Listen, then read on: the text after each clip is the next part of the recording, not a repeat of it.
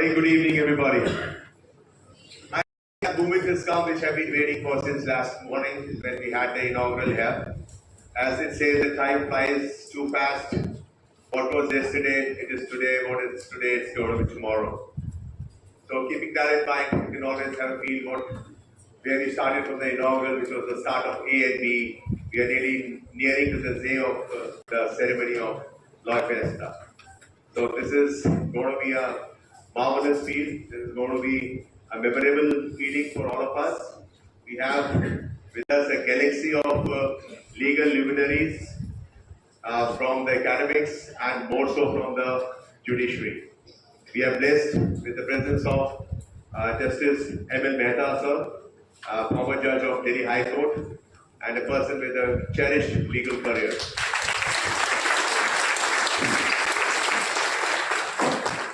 Of course, Ms. Ishmael, this Kajal and Ms. Ishmael to take over for the formal introductions and all. This is just that I'm speaking to you to get started. The valedictory and prior to that, the finals of the round. We have with us Senior Advocate Sri R.S. Goswami Ji, ex-chairman of Delhi Bar Council of India, ex-chairman of the Government Committee Bar Council of Delhi, and again a person with a checkered legal career spanning to nearly 3 decades.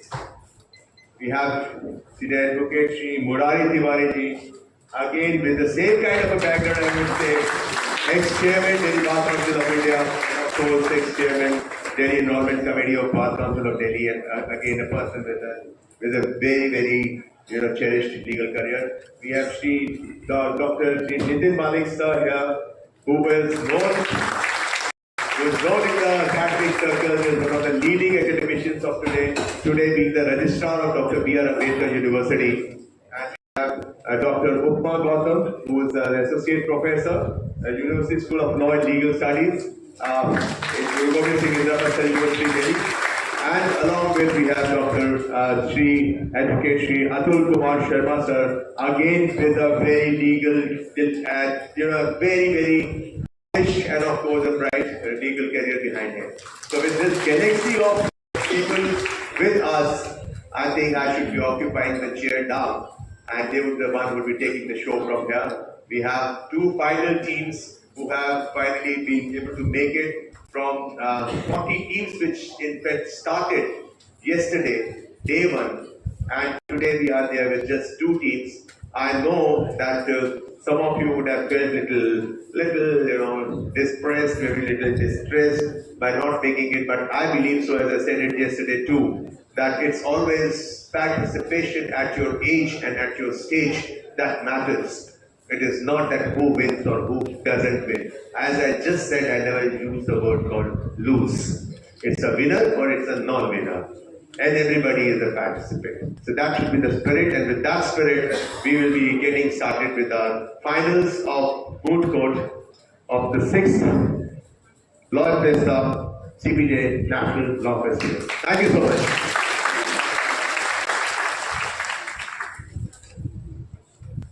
A very good evening, everyone.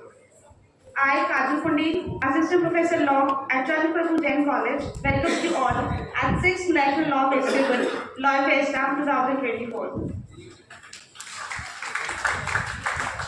Justice is the sum of all moral duties. Justice is a conscience, not a personal conscience, but the conscience of the whole of humanity, and lack of transparency and accountability in justice administration results in distrust and deep sense of insecurity. Considering the theme of National Moot Court Competition, social and welfare laws, emerging challenges and solutions. Now, it is time for the final round of the National Moot Court Competition of Loi Fiesta 2024.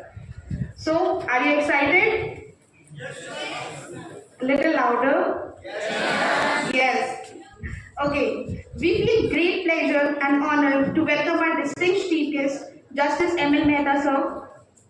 Former Judge, Delhi High Court. M.L. Mehta sir is the founder and chairman of Delhi Dispute Redressal Society and Autonomous Registered Government Society within the Law and Justice Department of the Government of India. Justice Mehta has over 4 decades of judicial experience and has served as both a High Court and District Court judge in Delhi. Sir, we are honored to have you with us as a chief guest.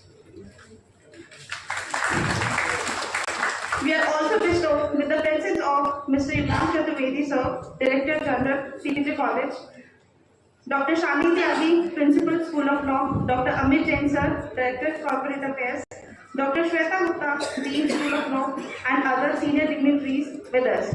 I welcome you all, sir. We welcome you wholeheartedly for the finals of National Moot Court Competition of Loi Fiesta 2024. We are also privileged to welcome Advocate R.S. Goswami, sir, with 26 years of experience leading cases and landmark judgments. To his credit in a range of areas including matrimonial laws, civil laws, criminal and corporate, banking and RPR. Mr. Goswami got elected as a chairman, Bar Council of Delhi in 2012. In his tenure, he brought drastic changes in the working system of Bar Council and worked tirelessly for the welfare of the bar, which resulted in his unopposed re-election as the chairman of Bar Council of Delhi. We welcome you, sir. We are also bestowed with the presence of our guest, Advocate Murari Tiwari, sir. Mr. Murari Tiwari has been unanimously elected the chairman of Bar Council of Delhi. Sir was elected as General Secretary, Campus Law Center, Students Union University of Delhi in the year 1989. He was elected as the Additional Secretary, Delhi Bar Association, Peace Society Court in the year of 1999. For consecutive terms, he was elected as an Honorary Secretary Bar Council of Delhi for 2 terms in the year of 2010 and 2012 respectively. We are also privileged to welcome our guest, Dr. Upma Gautam Adv, University School of Law and Legal Studies. Selected for 8 venues International Women Awards 2023 in the category of Outstanding Women Researcher in Law. Convenient Intrapresta Moot Court Committee from 2016 to 2021, Research Excellence and Award 2022 for the paper titled Attainment of Sustainability Development, Goal of Empowerment of Women Through Advice, Active Employment, a Study of Gendered Workspace in Delhi, published in World Review of Entrepreneurship, Management and Sustainable Development 2021.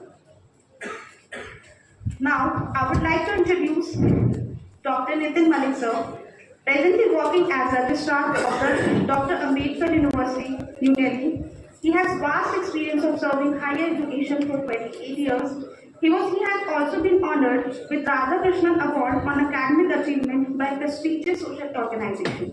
He was selected and appointed as Post Registrar by Honorable President of India of the newly established Central University of Haryana, Mahendragarh. We are also bestowed with the presence of Advocate Amit Kumar, sir, based in New Delhi. He is a practicing lawyer and an advocate on record of Supreme Court and have wide experience of more than 19 years of litigation, right from trial courts to the Supreme Court, and an outstanding and versatile legal counsel. With the proven expertise of courts and profound corporate insight in the board, framework of legal functioning in global, multicultural settings of big corporates and government. We welcome you all as our guests and our judges as of our final round of our meeting. I request a big round of applause for everyone. Now, the most important thing in a trial is what you tell the jury. It is not the evidence, it is the story. And if you can't tell a story, you can't win. The most awaited moment is here. Let us all enjoy and learn because the courtroom is a theater and the lawyer must be the actor. We welcome you all wholeheartedly for the final round of National Moot Court Competition, Loi Fiesta 2024. With the permission of jury, may I start? Yes. So let's begin our final round. So give a big round of applause for our finalist team, team code number 03 and team code number 20. May I request team code number 03 and team code number 20 to kindly have their positions, please.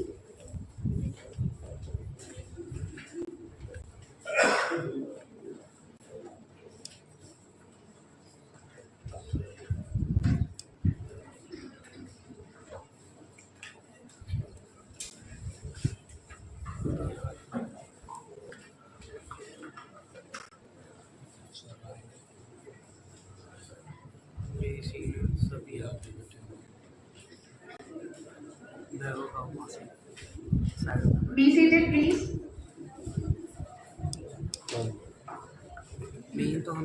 Without further ado, let's begin the final round. May the best team wins. Let's give a huge round of applause and start our final round of mood board competition at Loi Fiesta 2024. I didn't hear the applause. Thank you, everyone. Thank you so much, guys. Let's begin the final round.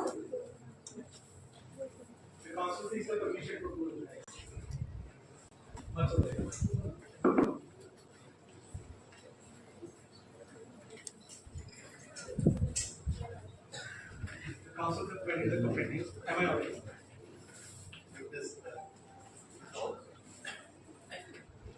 Please take the volume, please.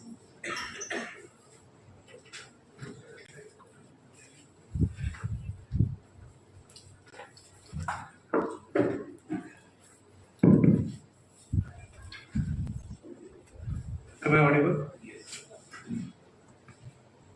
Honorable greetings to the bench. The council seeks the permission to refer your lordships and your ladyships collectively as my lords.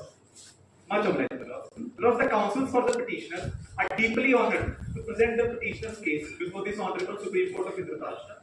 My lords, the council humbly submits that the council have approved this Honorable Supreme Court by invoking the jurisdiction under Article 32 of the Constitution of Andhra Pradesh, and the Honorable Court has the competent jurisdiction to entertain this petition as it is an appropriate proceeding as there was infringement of various fundamental rights in the present case. Both the councils will be taking equal time and will be reserving 5 minutes for rebuttals.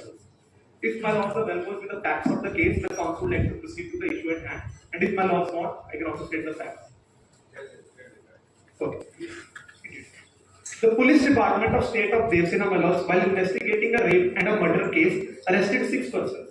On 3rd of February 2023, when the accused persons were being taken to the court after the remand period was over, a news was flashed on the media that these 6 arrested persons have been shot dead by the police.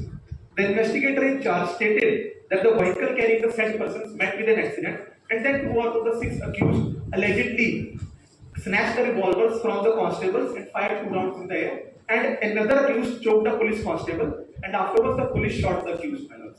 Therefore, the petitioners are contending the violation of fundamental rights of the deceased persons in the view of the gaps of the concocted story of the respondent police officers, as this was an extrajudicial killing. If my lords have no preliminary queries, then the council proceed to issues at hand. Much obliged, my lords. Lords, there are 4 issues in the present petition. Firstly, that whether the writ petition is maintained. Secondly, whether the act of the police officer is a violation of fundamental and human rights. Thirdly, whether the act of the respondent police officer amount to murder under section 300 of the Andhra Pradesh Penal Code, that is IPC. And lastly, whether the act of the respondent police officers portray the current state of police arbitrary rule in the country. Well, I will be dealing with issue number 1 and 2, whereas the co-counsel will be dealing with issue number 3 and 4. If there are no queries, may I move the issues? Much obliged.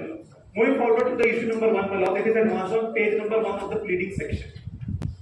Lord, it is humbly submitted that the writ petition under Article 32 is maintainable. Because Article 32 Clause 1 guarantees the enforcement of fundamental rights via approaching this very honorable court via an appropriate proceedings, my lords. And in this case, this writ petition is an appropriate proceeding. To explain this expression of appropriate proceedings further, I would like to point out the case here, which is marked as P1, my lords, on the compendium itself. The case is Mehta versus Union of India, AIR 1984 SC 802. It is marked as P number 3, and I will read the verbatim for the my lords. Then again, page number 3, my lords are with me. Then again, clause 1 of Article 32 says the Supreme Court can be moved for enforcement of fundamental right by any appropriate proceeding. There is no limitation in regard to the kind of proceeding envisaged in clause 1 of Article 32, except that the proceeding must be appropriate, and this requirement of appropriateness must be judged in the light of the purpose for which the proceeding is to be taken, namely enforcement of fundamental rights. So, in the present case and in the clause given under Article 32, the appropriateness depends on the infringement of fundamental rights, and as there was various infringement of various fundamental rights, including Article 21, including Article 14, which I will be submitting in the next issue, the present petition becomes an appropriate proceeding matter. Further, moving on to another case, I'd like to point out here that is marked as okay. Indeed, my lord. So, my lord, in the case I was about to cite, it was Ggsipu, and it showed that how there are instances where the police do not either register an FIR, or if FIR is registered, then also the proper investigation is not conducted, and then it is a report is given under section 157 CRPC that there was no sufficient grounds for conducting of investigation. So, in all these cases, to avoid all these gaps and all this police brotherhood and synergy, we have filed the repetition in this very honorable Supreme Court so that we can get the proper relief.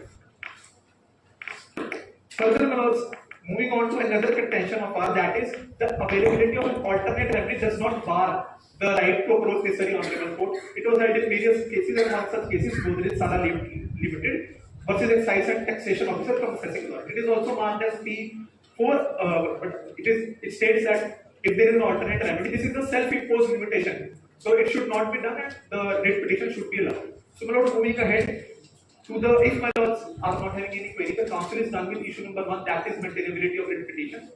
If my lords are not having. I have a query. Yes, sir. Did you ever try to approach the courts below or not? Yes, my lords. The NGO in this case approached High Court as well, and the High Court heard the case on merit and decided in the favor of the respondents. Right, I don't know, but in case High Court has decided that you cannot go under Article 30, My lords, then there is some other position. yes, my lords, we had the remedy to approach this court via appeal or via SLP as well. But my lords, Article 32 in itself is also an appropriate proceeding. That is available in case you go directly to this court. Yes, my lords. But in this case as well, my lords, the Article 32 itself also becomes After the order of the High Court. Yes, sir. people have a right to approve the order of people directly under 32. You need to any order of the order right. Yes, my lords, we also. As per your version, you told us that you had already approached to the High Court. Then why to leave that channel? You should have adopted that channel. Then you should have gone in appeal. But my lords, this is also. Anyway, it is just a point which I have noted. Therefore, my lords, I have Carry on. Indeed, my lords, indeed, much of it. So, now moving forward to the issue number 2, which is advanced on page number 4 of the pleading section, which is pertaining to the infringement of various fundamental rights. This is also the essence of this petition, my lords. My lords, it is humbly submitted that there was an infringement of various fundamental rights. And for the perusal of this court, I have divided this issue into 3 sub-issues. Firstly, violation of Article 21. Secondly, violation of Article 14. And lastly, the violation of other basic human rights, my lords.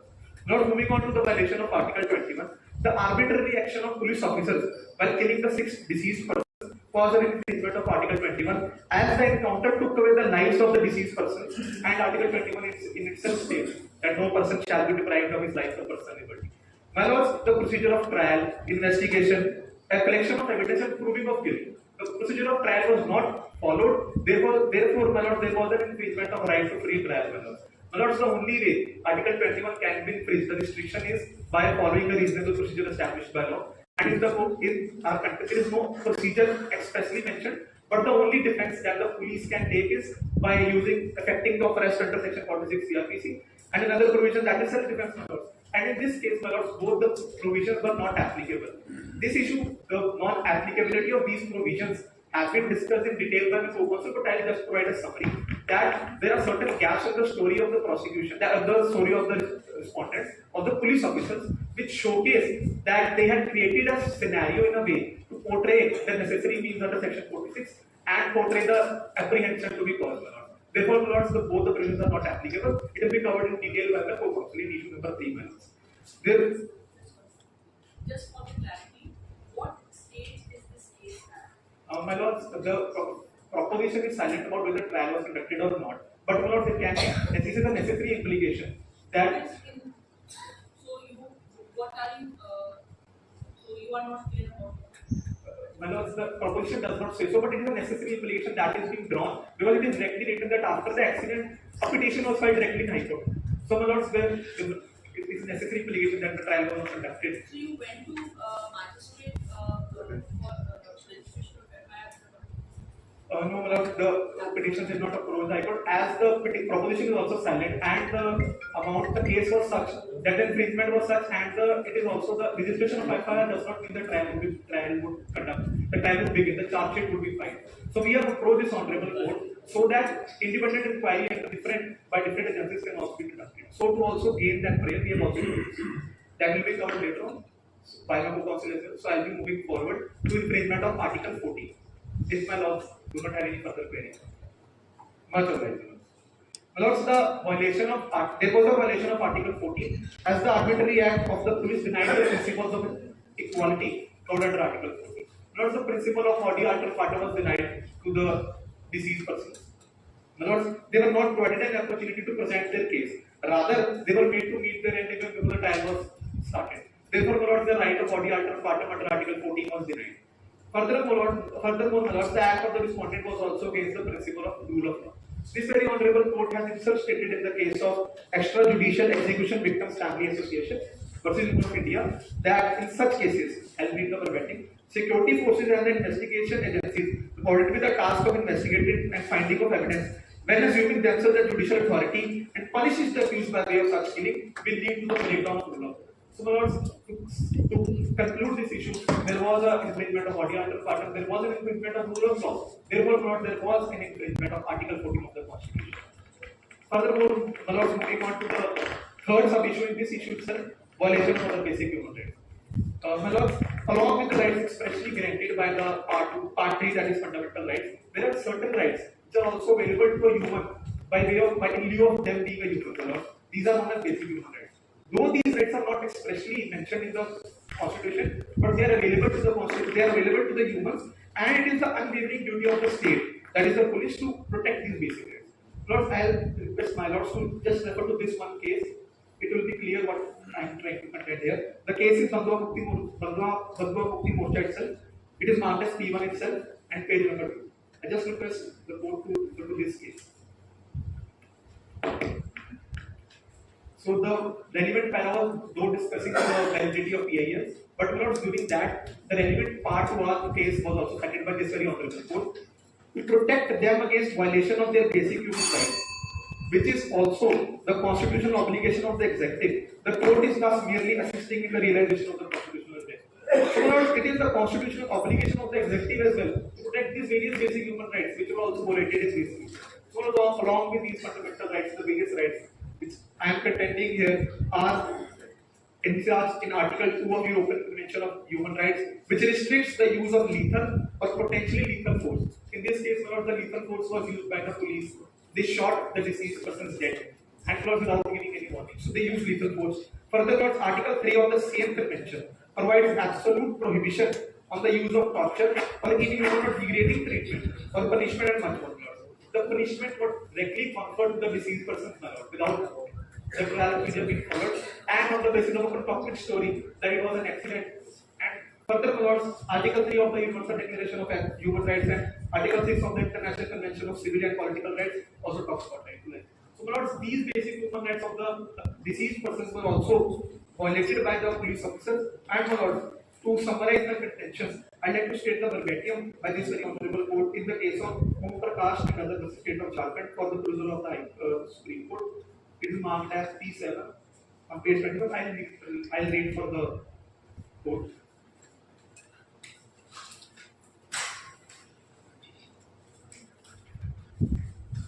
It is not the duty of the police officers to kill the accused merely because he is a dreaded criminal. Undoubtedly, the police have to arrest the accused and put them up on trial. This court has repeatedly admonished trigger-happy police personnel to liquidate criminals and project the incident as an encounter. Such killings must be deprecated. They are not recognized as legal by the criminal justice administration system. They are bound to state responsibility. So, not in the present case as well. The police took the duty upon themselves to execute the deceased persons, as there were protests going around in the country, as there were unhappy sentiments going around the country. So therefore, not the police conferred them the duty to execute these personas and act laws. So not there was an infringement of Article 21, Article 14, and other basic human rights. Unless I can help your lordships any further, I'd like to hand over the time to my co-author. Much of it.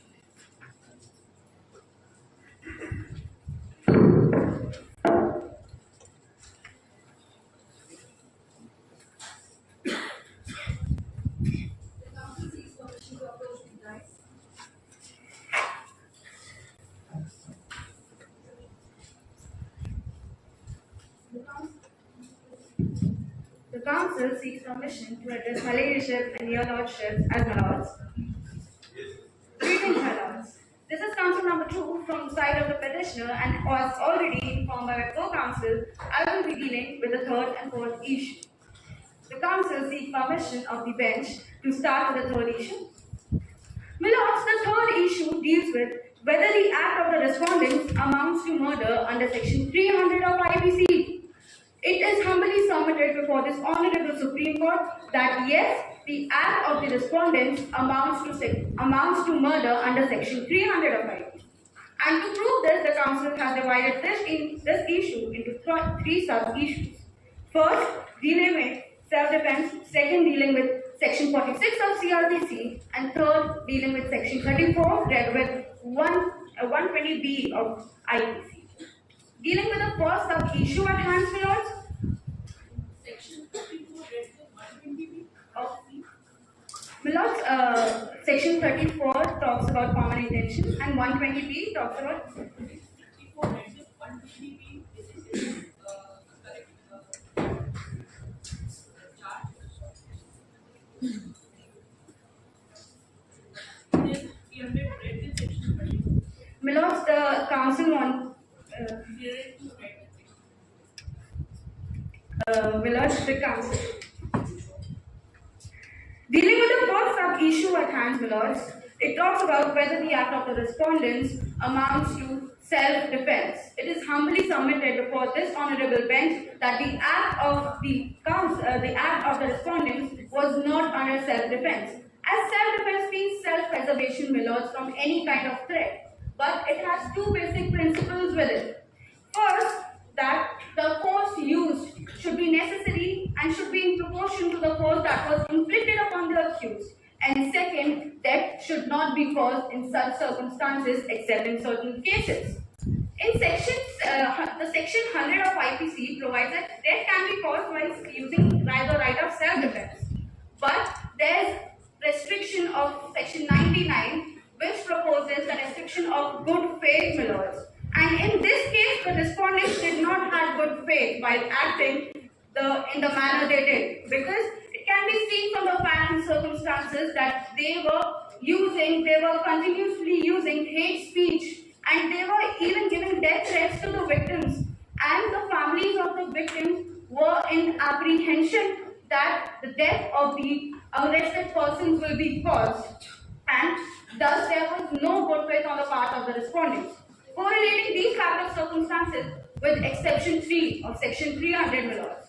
Good faith is a prerequisite of that exception 2. It talks about public servant while exercising in due discharge of their duty in good faith. If death is caused by them, then such death is not murder but culpable homicide. But here in this case, good faith was not present, which is main requisite of this section, and thus the act of the respondents amounts to murder. Furthermore, in the case of Extrajudicial Execution Victims Family Association versus the Union of India, which has been provided in the compendium marked as P3 on page 11,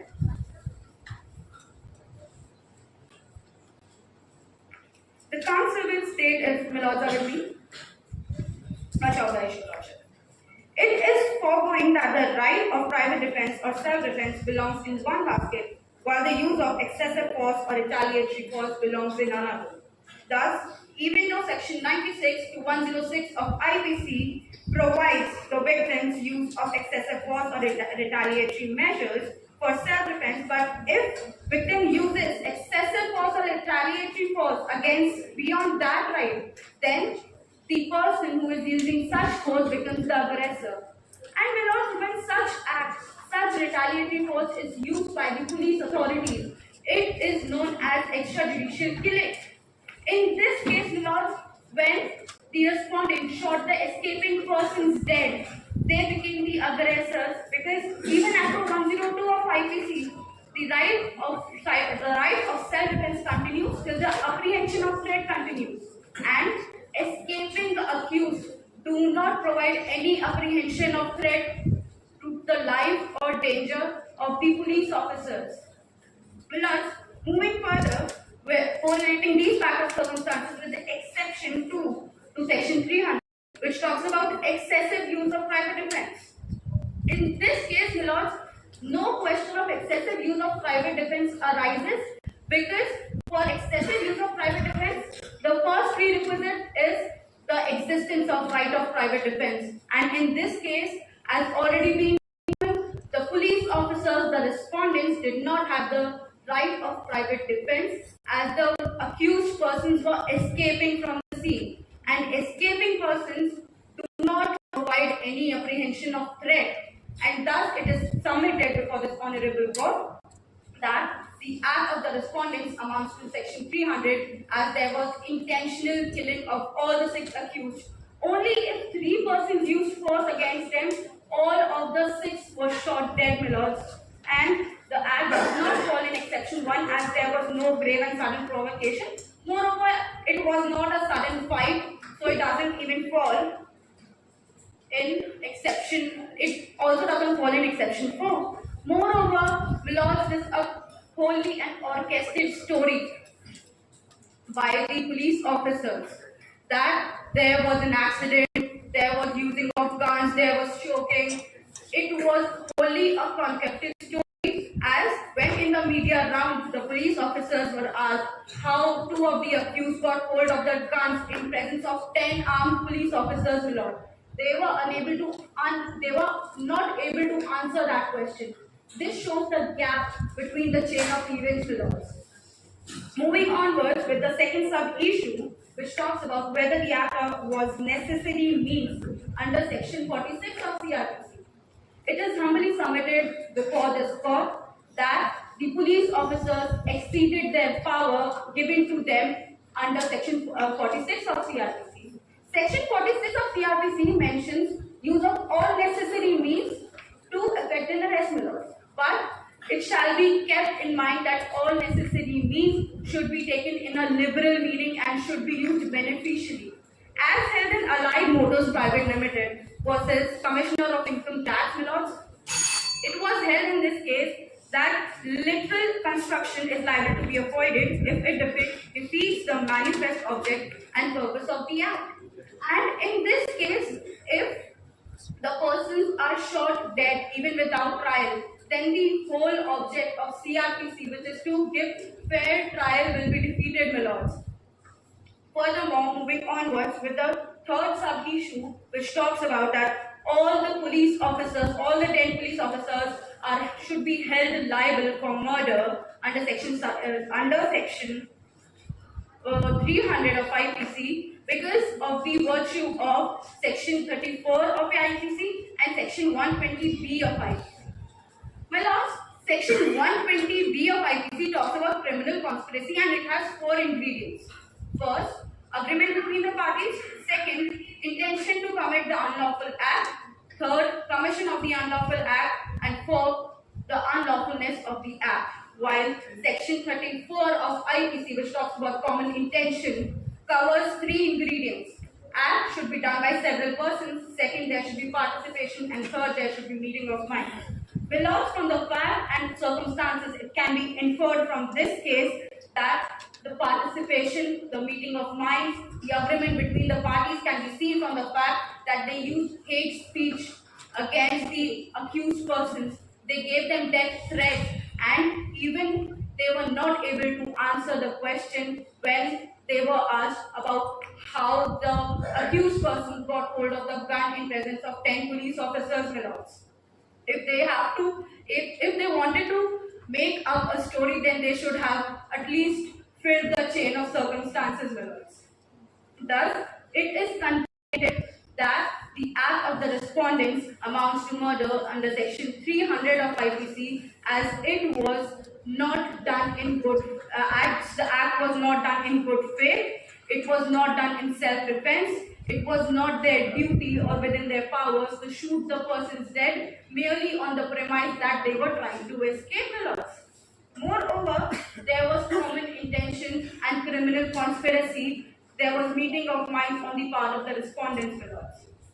If my lordship does not have any further queries, then the council will move onward to the fourth issue.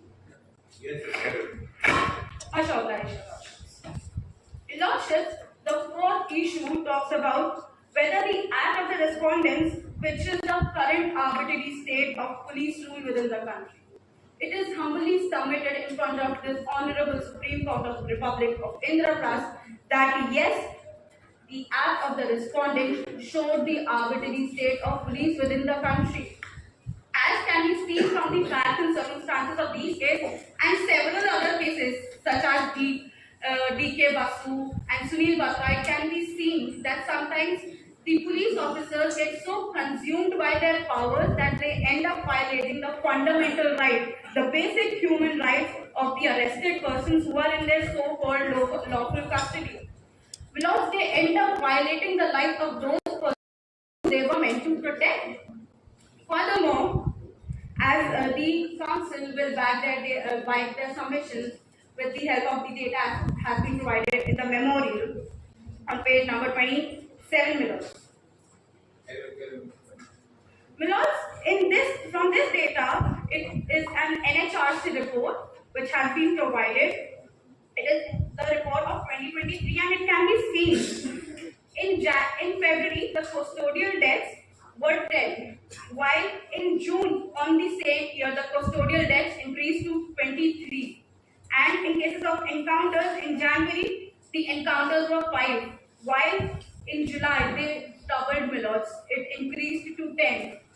These data shows they indicate the atrocities that are committed by the police officers on the people who are over whom they can have a dominion.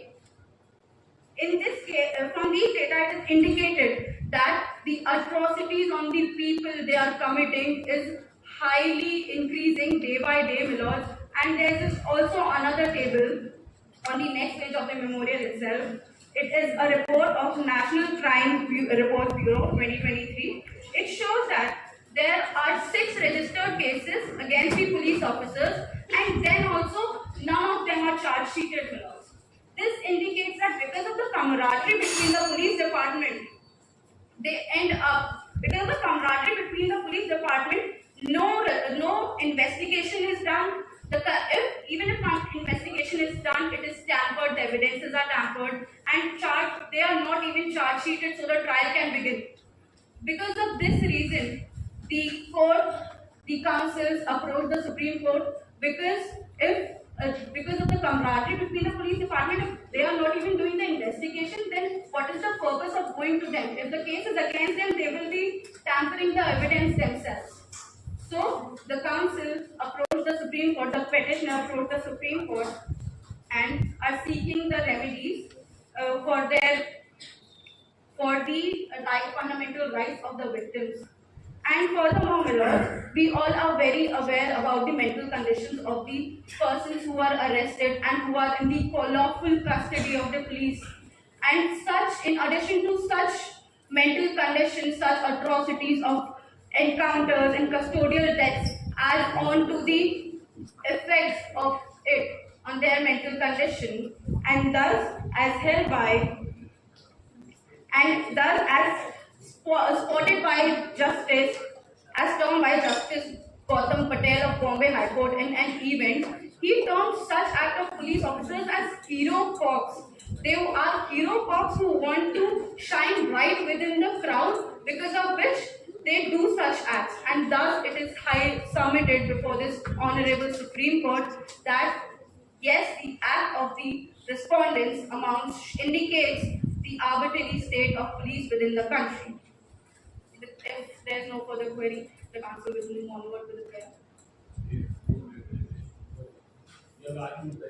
Thank you, sir. Hello. Before you read out prayer, there are certain questions that are yeah. You have to play with Millards, the rectified prayer has been provided to the Yorships.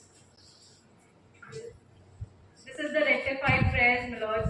There was some issues with the clarifications on the councils, so they have now rectified the prayer. Prayer you are asking only you can address it.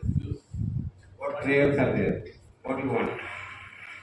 Lord, we want this honorable court to issue a writ of mandamus or any other appropriate writ for the registration of FIR under 1 CRPC for offences committed by the respondents under section 302 read with 34 and 120B of IPC. And we also want some suggestive measures for the state of arbitrariness within the country of the police. Are you seeking any damages also or? My lords, we are seeking compensation for the infringement of fundamental rights. My lords, the council will state the prayer itself if the bench allows. But you are asking in your previous one, you are asking the FIR to be registered under 154. Indeed. Okay. So now, in your argument, when you were arguing, you were talking about the command, the Goswami that is there, which is the partiality, everything. You are not seeking even in your amended, in your previous prayer and in your amended prayer. I'm just making a slight observation that why is it that you are again asking 154 and FIR to be registered under section 154 and not asking for a investigation otherwise by any other agency? Indeed, look, we are asking for an independent investigation, but investigation will proceed if there is an FIR. You are only mentioning 154. Because FIR. So what else investigating agency is in your mind that we can order investigation? The bench can order a ministerial inquiry. Ministerial inquiry. And which section can be ordered? Which is the provision? Which is the concerned provision you can order such ministerial inquiry? Lords, you can, your ladyship, the under 156, under 154 clause 3, it's the complaint to the superintendent of police, and under 156, it is the complaint to the magistrate under which he can order for inquiry. Do you want the case to be registered and the investigation to be done by CBI? Indeed, my lords, it will be great for the petitioners if CBI does such inquiry because it will be then independent from the police. Now let us see the respondent side. Serious accusations are there. Let them come because time is very short. One more question I have. Then you said declare that the act is an extradition to it. So will this put declare that the investigation? My lords, first the investigation, the court, if it pleases, then it can order for investigation, and upon the findings of the investigation, the court can declare such act as extrajudicial killing. Yes, you are right. Much obliged, Your Worship. It was a pleasure to argue before the bench. Let us see, serious accusations are there. What is there in the bucket of the respondents? Your Honor, the council seeks permission to approach that. Much obliged,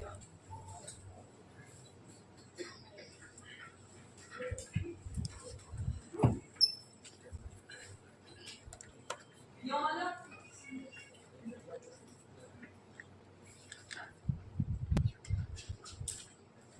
Your Honor, the council in the case of extrajudicial execution victims family versus and another versus Uninapinder Trust and another, clubbed with the case filed for Justice M.L versus Uninapinder Trust and another is representing the respondent. Yes.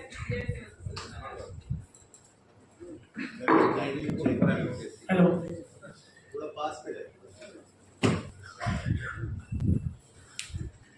Apologies, Your Honor. Your Honor, the council seeks permission to address the bench as Your Honor. Yes. Much obliged, Your Honor. Your Honor, if the bench is well versed with the facts of the case, the council seeks permission to proceed with the argument. Yes. Much obliged, Your Honor. Your Honor, council number 1 will be dealing with question number 1 and 2, which is the present writ maintainable in the present code, along with whether the actions of the police were justified under the circumstances described. Your Honor, it is humbly submitted that the writ is not maintainable as, firstly, the doctrine of exhaustion of alternatives is applicable. Secondly, it is against the law declared by this apex court itself.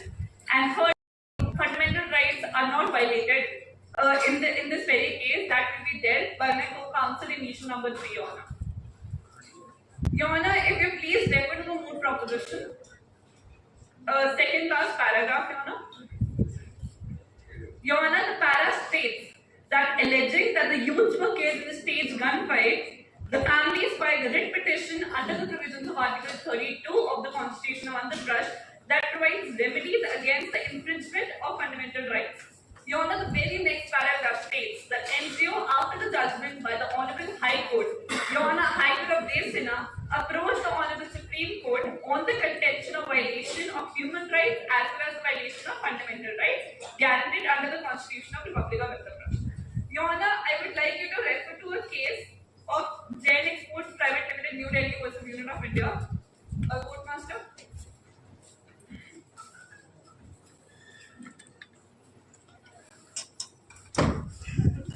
Your Honor, shall I proceed? Much obliged, Your Honor.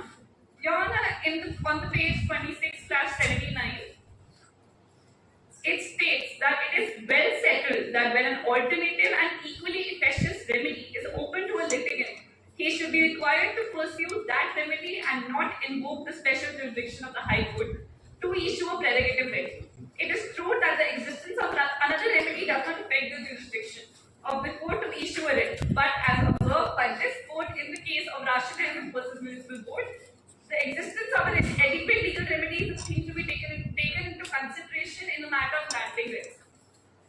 Where such remedy exists, it will be a sound exercise of discretion to refuse the interference petition under Article 6 or Article 32 of the Constitution of Andhra Pradesh. Your Honor, now I would like you to refer to case of P.U.C.L. versus State of Maharashtra. Court Master, please. Your Honor, in this case, Supreme Court was dealing with writ petitions questioning the genuineness of 99 encounters, killing by the Mumbai police, in which 135 alleged criminals were shot dead between 1995 and 1997. Supreme Court laid down 16-point guideline as the standard procedure to be followed for thorough, effective, and independent investigation in cases of death during police encounters. Your Honor, if you please refer to point number 33 at the second last page of the judgment. It states that these requirements or norms must be strictly observed in all cases of death and grievous injury in police encounters by treating them as a law declared under Article 141. Your Honor, these guidelines have to be followed in each and every case. Your Honor, now please refer to point number 16, 31.16, third last page, Your Honor.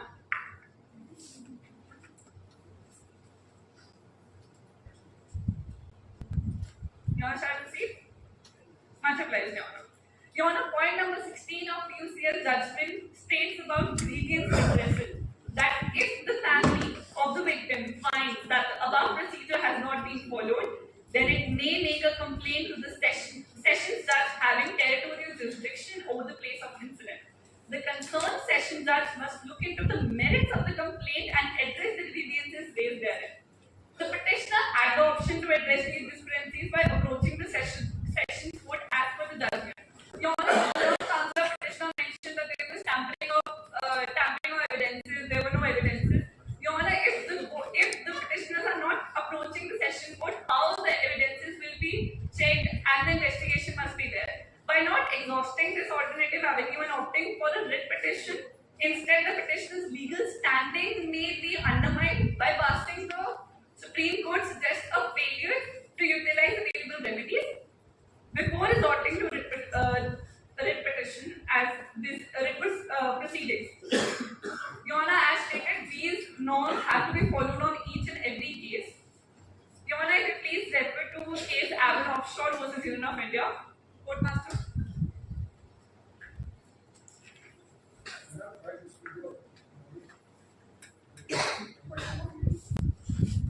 Your Honor, they are abnormal is there in the memorial as well, but it was that we are not allowed to flag something, so we are just providing the judgments as well for your discussion. Your Honor, shall I proceed?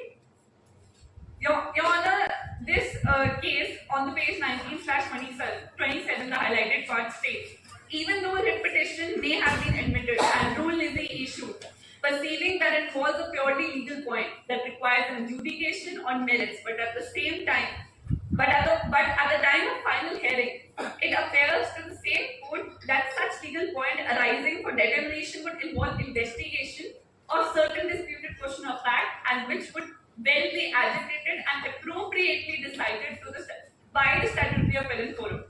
There is no reason as to why the petition can still not be disposed of by the court, expressing that the petitioner will have the liberty of raising all points in a statutory appeal against the order and original and obtain a determination both on factual and legal basis. Your Honor, if you are satisfied with the arguments, the counsel seek permission to begin with the next issue. Much better. You will say that there is alternate remedy. Yes. I am not adopted. Straightway jump to this. Yes, Your Honor, and hence the writ is not maintainable. Yes. Your Honor, the second question of law, whether the actions of the police were justified under the circumstances described. It is humbly submitted before the Honorable Court that the police exercised its power within the justifiable limits in pursuance of the given circumstances. Circumstances stating before. Your Honor, can you, the bench can refer to moot proposition. Much better. Your Honor, referring to moot proposition, first page, last paragraph. It states that the vehicle carrying all six accused met with an accident. It is not an assumption but a fact that after there is an accident, there is a state of panic. Moreover, in a vehicle carrying six accused rapists, the panic and risk would be more and more grave. Following the accident, Your Honor, in the same para it is written, after coming out of the vehicle, Natu and Raju snatched the revolvers from the constable while they were taken to the court, fired 2 rounds in the air. Pradeep, Zorawar and Shakil also followed them and tried to escape while Kappu choked the police constable. Your Honor, this clearly infers how Pradeep, Zorawar and Shakil followed the action taken by Natu and Raju. Natu and Raju fired the gun in the air by snatching them, and Pradeep, Zorawar and Shakil also followed their action. Your Honor, and then they were trying to escape. While Kappu attacks the deputy constable, making the action of the police a necessity. Your Honor, here the counsel would like to refer to section 81 of IPC, which states that actions may cause harm are not considered offences if done without intending harm and in good faith to prevent other harm to people or property. The officer's actions, though resulting in unintended circumstances, were without criminal intent and aimed at protecting the public safety and enforcing the law. Their decisions, made under difficult circumstances, followed the principle of proportionality and demonstrated a sincere commitment to preventing harm to the society. Thus, the actions fall within the protected scope of self-defense section 81 of general defenses section 81, relieving them of liability for an unintended harm while fulfilling their duty to maintain order and safeguard the community. Your Honor, much better, Your Honor. Your Honor, here the choice is between two evils and the accused rightly chooses the latter one. Faced with an unforeseen and perilous situation wherein the accused exhibited a clear intent to evade the lawful custody and harm law enforcement personnel, the officers were left with no choice, were left with no recourse but to employ lethal force to neutralize the threat. Their actions were consistent with the doctrine of sudden grave provocation and principle of justifiable homicide. Your Honor, it is contended that it was only after the shots were fired, policemen proceeded to fire on the accused due to the risk of being killed or hurt themselves. So it was an act in self-defense as per section 96 of the IPC states that nothing is an offence which is done in the exercise of the right of private defense. Your Honor, I would like you to refer to the case of State of Madhya Pradesh versus Ramesh. Courtmaster.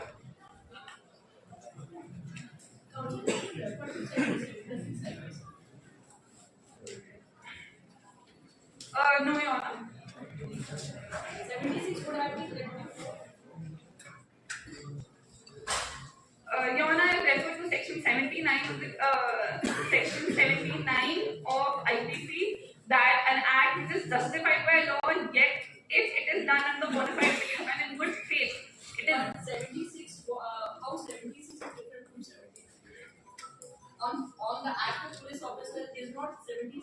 a better applicable section than also. Yes, Your Honor, it would have helped as well that it states that by mistake of fact, believing himself bound by law. Your Honor,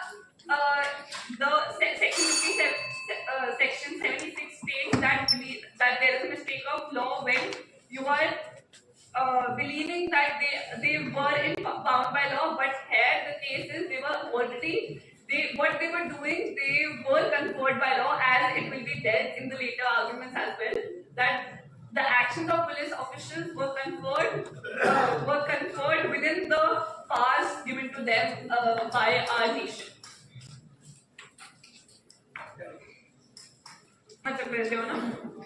Your Honor, as I was saying, if you please refer to State of Madhya Pradesh versus Ramesh, number 15, second last page of the judgment. Your Honor, shall I proceed? Your Honor, in this case, the court observed that every person has a right to defend his own body and the body of another person against any offense affecting the human body.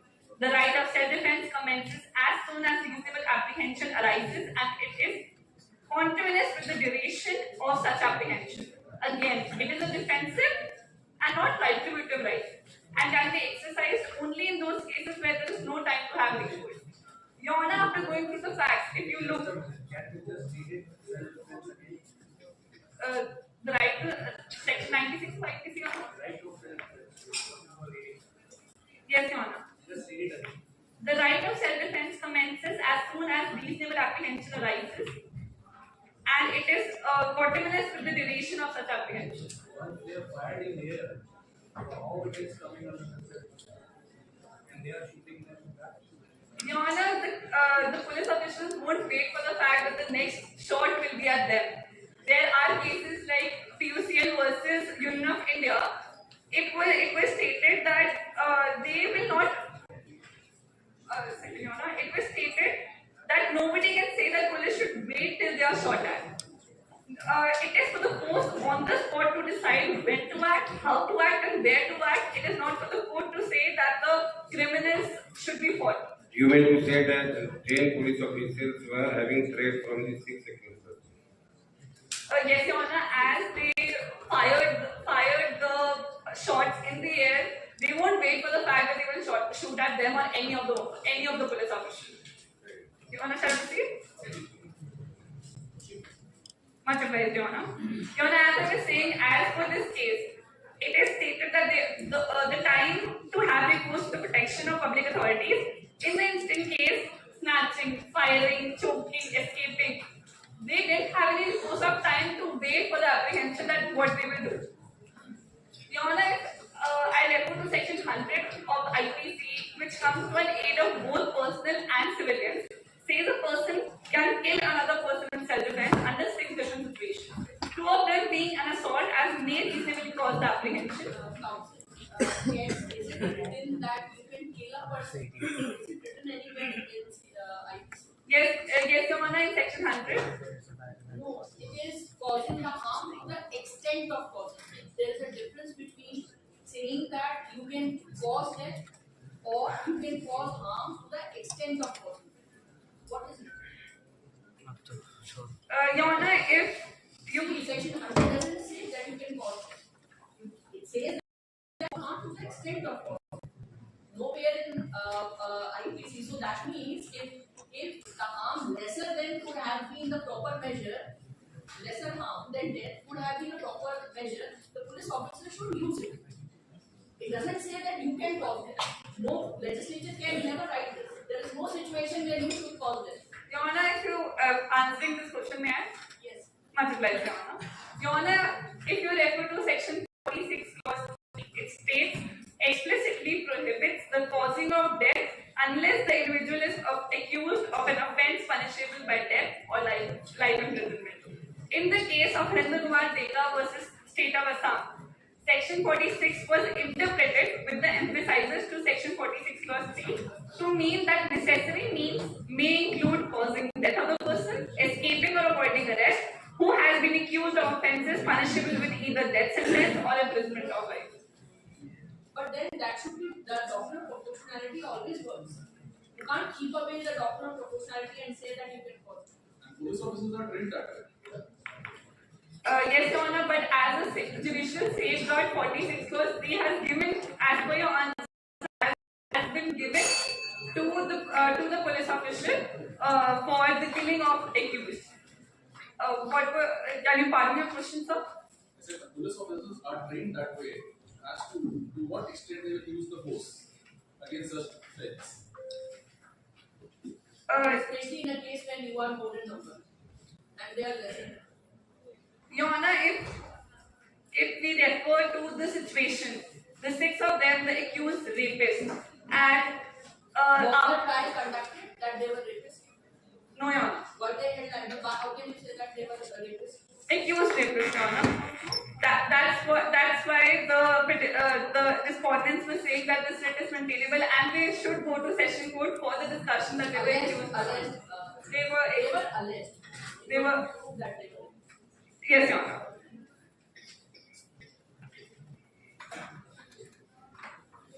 Please proceed. Much obliged, Your Honor.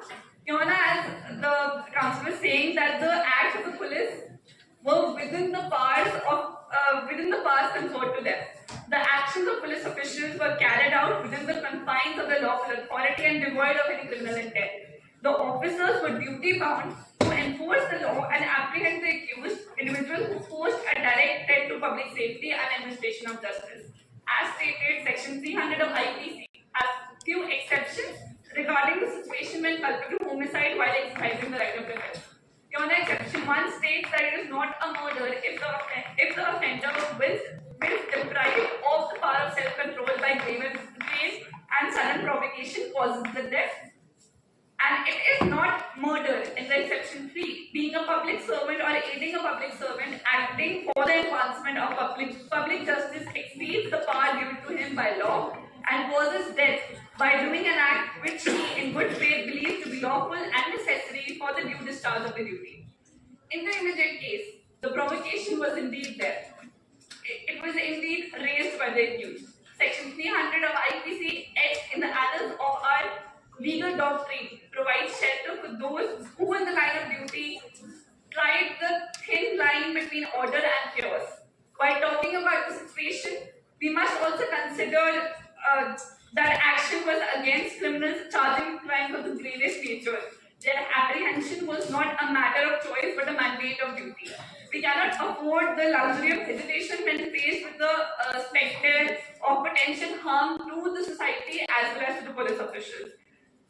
Your Honor, if we go through Section 46 again, clause by clause, it is stated that the police officer is required to physically touch and confine the body when they are trying to evade, or authorizes the use of all means of necessity. The officers adhere to the requirement.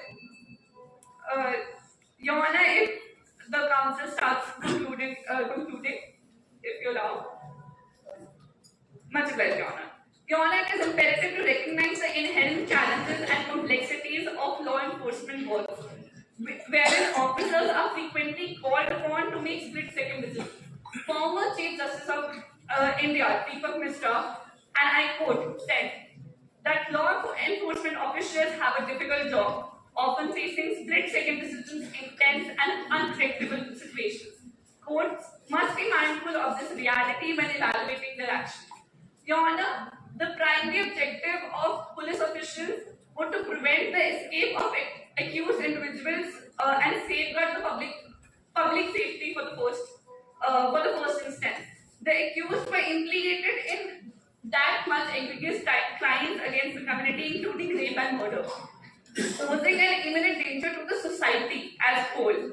By swiftly intervening to apprehend the accused, the officers sought to uphold the rule of law and prevent further harm to innocent civilians who were there, who were present. Their actions had a necessary and proportional response to the gravity of the situation. Your Honor, if you are satisfied with the arguments the counsel would like to call co-counsel, it was pleasure arguing before the bench, Your Honor. Counsel seeks permission to approach the dais.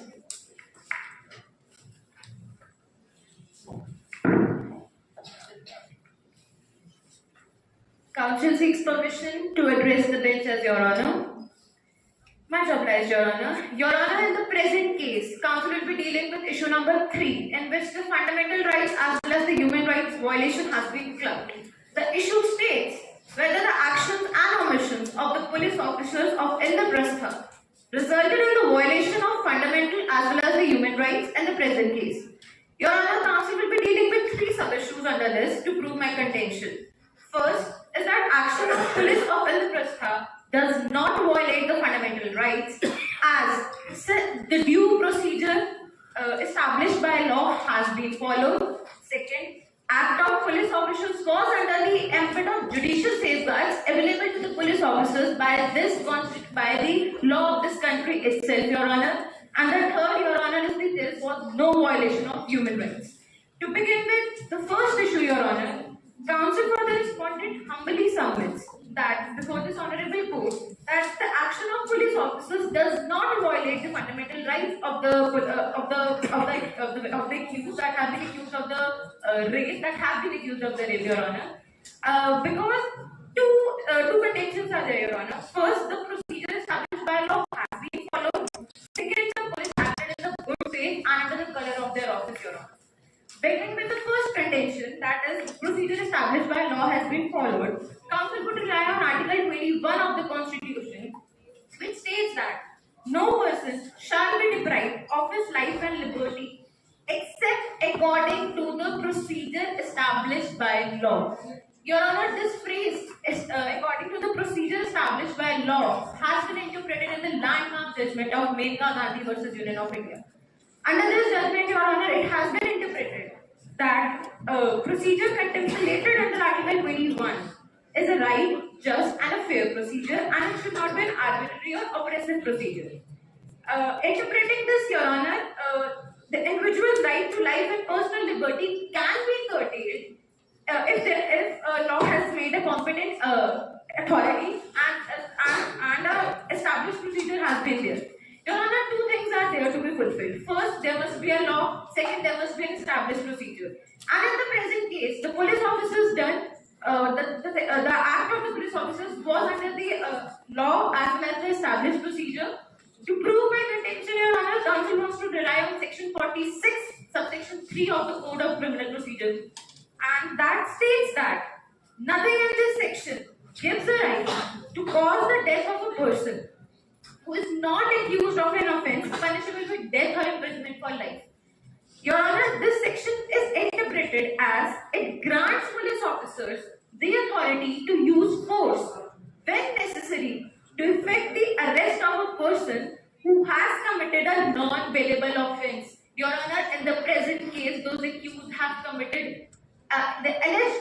In this section, it has been written accused. Like if there is an accusation also on that person that he has committed such heinous crime, that is in the present case he has committed rape, as well as the burning of the body that has been mentioned in the Prof itself, Your Honor. Therefore, if offences are of such nature and the person is attempting to evade arrest by fleeing or resisting violently, in such situations, law itself empowers the police to use force that may extend to causing death, if essential to apprehend the accused and prevent the escape, Your Honor. Thus, Your Honor, relying on this section of the CRPC itself, the law has given the powers to the police officials, and police officials have worked under the power which has been granted to them. Your Honor, Council also wants to highlight the case of Satwant Singh versus State of Punjab, in which court held there must be a reasonable connection between the official duty and the use of excessive force. And if there is a reasonable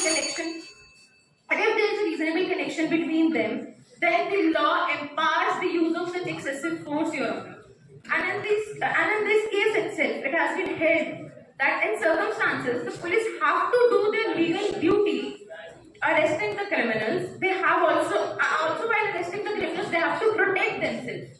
The requirement of sanction to prosecute affords protection to the policemen also, Your Honor, and who are sometimes required to take the drastic actions against the criminals to protect their life. Because these are the officers only, Your Honor, because of this country is sleeping peacefully in their homes, Your Honor. The petitioners and the counsel of the petitioner has been mentioned that they want to be labeled as hero cops. No, Your Honor, these are those cops that are hero of the country, that are saving so many lives of the people, and the people are living peacefully in this country, Your Honor. We are one of the peaceful country in this world, Your Honor. Your Honor, continuing with that, the police acted in the good faith and under the color of their office. To prove this contention, Your Honor, criminals' reputation for violence, it generates a belief in mind of police of an impending attack. And that in the present case, Your Honor, it has been there because two of them snatched the revolvers, other three followed them, and one was choking the constable. Your Honor, everything of this happened. Your Honor, everything this happened in a blink of an eye. There was a reasonable apprehension that the next round will be shot towards the police officers, except Your Honor, because all six were doing snatching the revolvers, choking the police constables. There is a right of private defense by the police officers themselves, Your Honor. This has been very expressly mentioned in the case of B.A.Ll.B versus Union of India, which B.A.Ll.B Council has also stated that if the version of the police with respect to the incident in question is true, then there could have been no question of any interference. It is the police, it should not be said that police should wait till they are shot at, and it is on the force, it is for the force on the spot to decide that when to act, where to act, and how to act. That is the present case police officers did. Your Honor, in Ggsipu versus State of West Bengal, two maxims have been given. First is that Salus Populi Supreme Lex, and second is Salus Republicae Supreme Lex, which basically states safety of the people is the supreme law, safety of the state is the supreme law. And it has been very expressly mentioned in this judgment, Your Honor, that welfare of an individual must yield to that of the community. Your Honor, think of a situation one of the accused would have fled from there, and what harm they could have been caused to this country itself, because High Court in its judgment, High Court of Devsena in its judgment, has specifically said if this act would not have, if this would not have been done by police officials, it would have been caused much danger, much grave danger to the public safety of the country. Your Honor, if you are satisfied with the sub-issue 1, may the Council continue with sub-issue 2? Both are relying on Ggsipu. Both the sides are relying on Ggsipu. Yes, Your Honor. Interpretations are different. Yes, Your Honor. A wholeful interpretation has been given by but the. In totality, I think Ggsipu is more for protection of the accused person, innocent person. Yes, Your Honor. Not for the prosecution. Your Honor, it has been. It is about basically about the custodial deaths. Ggsipu was basically about the custodial deaths. There have been the instructions given under that. It is also a case of custodial death only. They were in the custody of the. In that judgment, Your Honor, these two maxims has also been given to be interpreted by the court when they are facing with succession. Your Honor, moving forward, that act of police officials was within the ambit of the judicial safeguards available. Your Honor, the council will be relying on three judicial safeguards. First is the act of private defense. Second is the section 300, exception 3 of the IPC, and third is the 46 subsection 3 of the CIPC. Your Honor, the first judicial safeguard is the right of private defense. Self-preservation is the most pervasive in this aspect of the sovereignty in the country which we are living. Your Honor, here the council would like to quote the case of Darshan Singh versus State of Punjab. Your Honor, in that case, it has been held when there is a real apprehension that the aggressor might cause death or grievous hurt. In that event, right of private defense of defender could even extend to causing of death. A mere reasonable apprehension is enough to put the right of self-defense into operation, Your Honor. That happened in the present case. That is what happened in the present case, Your Honor. There was an apprehension and there was a real apprehension, Your Honor. The 6 accused have been snatching the guns of the constables and they were trying to evade the arrest. And the accused have been alleged with such heinous crimes that to let them go or to not shoot them would be very fatal for the public safety as well as public security of this country.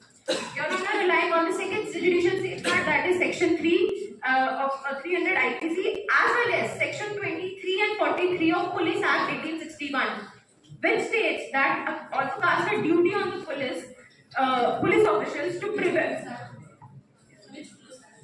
Police Act 1861. state police? It's a general act which has been followed all over the country, Your Honor. Police Act 1861. Not specific sections are also being there. For the specific sections, Your Honor, for section 161, subsection 1 of Bombay Police Act, as well as section 113 of the Kerala Police Act. Your Honor, these sections states that no public servant liable as aforesaid for giving effect in good faith to any rule, order, or direction issued under the apparent authority, Your Honor. Your Honor, moving forward, 46 subsection section 3 of the CRPC has already been dealt by the Council in the previous contentions. Thus, thus concluding the acts of the police officers was under the judicial safeguards itself. How section 303 is helpful? Why are you quoting this? Your Honor, section 300, exception 3, it states that culpable homicide is not murder if the offender being a public servant or aiding a public servant acting for the advancement of public justice. Okay, so that means if we say that it is not murder, but it is culpable homicide not amounting to murder, is it okay with you? Your Honor, if the bench will quote it as the culpable homicide not amounting to murder, then also, Your Honor, we are under the exceptions. The police officers did this. Exception, let us say, if we say, agree, that you have exceeded the right of, because the moment you are quoting this exception 3, there was a legal authority which you exceeded. Okay, that is why it is not murder, but it should be culpable homicide not amounting to murder. Your Honor, I have used 3 safeguards. One of them was the 300. I'm interested in knowing how this exception is helping you. Your Honor, this exception is basically talking about the public officials' liability when they are using the excessive. That is fine. I'm not denying that. But that brings the liability under 304. Your Honor, then I am also using the section. It just brings the liability under 304. Your Honor, then I am also using section 96 of the IPC itself that talks about the right of private defense. These all have been read together, Your Honor. Then it states that we are under the judicial safeguards and ambit of judicial safeguards, Your Honor. May I proceed, Your Honor? Yes. The last sub-issue, Your Honor. Alright. Last sub-issue, Your Honor, is that there is no violation of human rights. Your Honor, when we are talking about the human rights, we have to talk about the international agreements and conventions which have been signed by the Indraprastha itself. Your Honor, it has been written in the principle 9 of the basic rules of using force by the police officers itself that when there is such circumstances, when there is such a case, the police officers can use force in their self-defense, and there are 4 principles given, Your Honor. First is the legality, second is the proportionality, third is the necessity, and fourth is the accountability. This has been already dealt, Your Honor, by the contentions of the police officers that the act of the police officers was the need of the hour. The act which has been done was against the force which has been laid towards the police officers itself. Your Honor, ending with this, the petitioners have cited some statistics to prove that this was also a staged encounter. Your Honor, the law does not work on generalizations. They cannot generalize by giving the data, and they cannot generalize by giving one side of data because other side of data. Certainly, Your Honor. Ending with this, Your Honor, I would just like to say that data statistics also shows that most of the accusations of the fake encounters or staged encounters has been fake. This has been given in the data itself, and the landmark cases of Ishrat Jahan, Sorabuddin case, as well as the Manipur encounters. These are the cases of the encounters itself. In the recent judgment in 2021, 2022, and 2023, Your Honor, police officers in the present case have been acquitted because they have been given this exception of defense that the police officers did what they could have done in those circumstances, because every day, Your Honor, they have to face with such circumstances. Your Honor, prayer, just proceed with this. Therefore, may it please the Honorable Supreme Court, in the light of facts and circumstances of the case, issues raised, arguments advanced, and authorities cited. Respondent prays that the Honorable Supreme Court may be pleased to adjudge rule upon and determine the following. Dismiss the writ petition filed by petitioner on the grounds that alternative remedies have not been exhausted. Dismiss the murder charges levied against the petitioner. Uphold the judgment of the Honorable High Court of Devsena and address that there was no violation of fundamental rights or human rights. We respectfully submit that the respondents have acted within the confines of the law and in the best interests of the public welfare and public justice, and we seek the court's consideration of these factors in rendering their judgment, and or pass any other order if it may deem fit in the interest of justice, equity, and goodwill. Thanks, Your Honor. It was a pleasure arguing before you. Counsel, if they are arguing, if they are paying for registering of FIR and you are asking for dismissal of charges, May I answer, Your Honor? is it not a contrary prayer from both the sides? May I answer, Your Honor? Your Honor, it has been very specifically written in the move proposition itself that they are charging us with they are pressing us with the murder charges. Charges as in murder charges, Is there a FIR? is there an FIR? There is no FIR, Your Honor, in the present case. That Then why are you asking acquittal in your prayer? Your Honor, the respondent side has been prepared according to mood proposition, and the Okay, but acquittal word, if the trial is not conducted, can you use the word acquittal?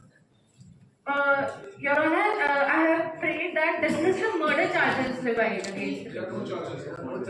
But in the mood proposition, it has been written that we have prayed. In your prayer, you are going to acquit the respondent. Acquit the respondent. This is your Similarly, we change the That is not a prayer is of the same nature. Now, they mean to say that there are allegations of murder. Yes, Your Honor. That is, Yes, Your Honor. We are stating according to she wants the rejection of this petition. Yes, Your Honor. Now let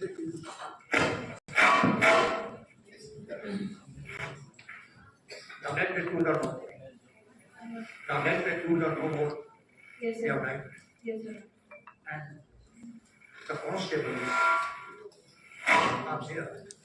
The case is basically based on the facts. So what is the harm in receiving an FIR and getting justice? Certainly. You will have your defense here. Because sitting in Supreme Court, it's not possible for us to evaluate the facts. Why not a trial court or session court to evaluate the facts? You will have the opportunity to defend yourself on all the grounds you are taking today. Section 46, Section 300, Police Act, all that. Why are you afraid of amending the country? May I answer, Your Honor? Your Honor, in the 16 guidelines issued by the Chief Justice State of Maharashtra, it has been very specifically laid. Till the investigation will not be completed, those police officers involved in this will be dismissed from their duties till that period. Your Honor, ample time has been taken by the High Court itself when they were deciding, and they have listened both the sides of the cases, and after that they have passed the judgment. Your Honor, if this case would be lingering on like this, and they will not be satisfied with the one court, they will be going to the another court. Your Honor, those police officials will be in the bad state because their duty, their work, basically that has been taken away from them, Your Honor.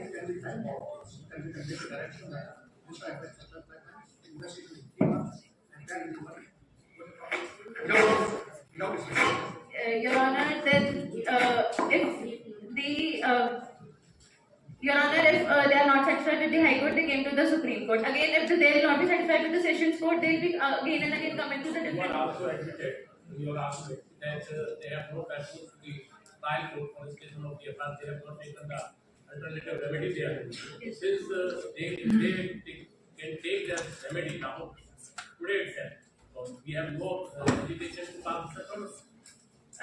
Your Honor, You will have proper right to defend yourself. You will have right. They are not there to present their case. They are not. You will get an opportunity. You will examine yourself. You will get to representation, and truth will prevail. Your Honor, we have prayed for the acquitting of these charges till the actual trial has been held, because when the actual trial will be there in the Sessions Court, their whole proper procedure will be followed, and will not be those police officials will not be charged with those sections of the murder till then the investigation will be there. And for that time only, Your Honor, the respondent has to stay these charges against the police officers. So their petition will be allowed. We are asking only for registration of the FIR. You are also considering it, that let it be registered. So we should pass an order for registration of it. Just one point, Your Honor. Just one point, Your Honor.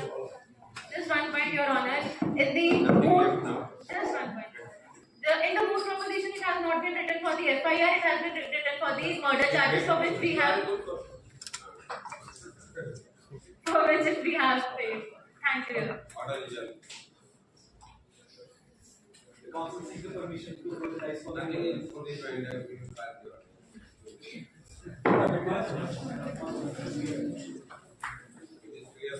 More particularly, very clear now.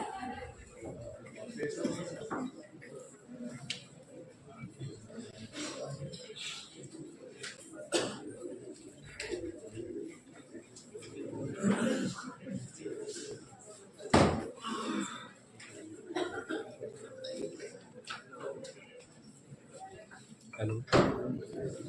Hello.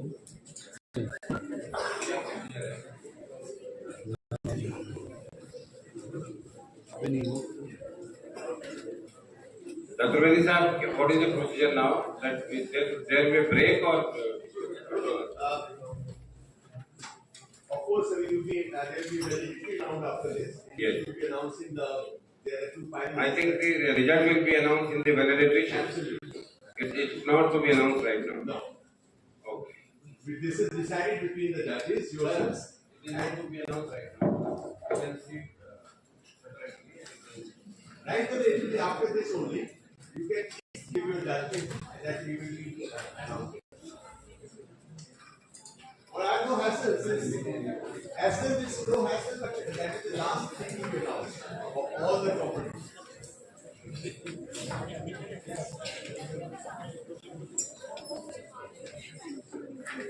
The teams are asking if the judges can give some suggestions to them. Some suggestions.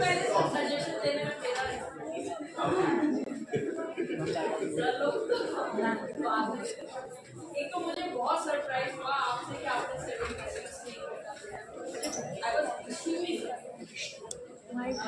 76 मुझे जो लगा और दूसरा I don't know some of both of you if you were understand the emotional aspect of it, understand the limitation of the movie. We all understand that.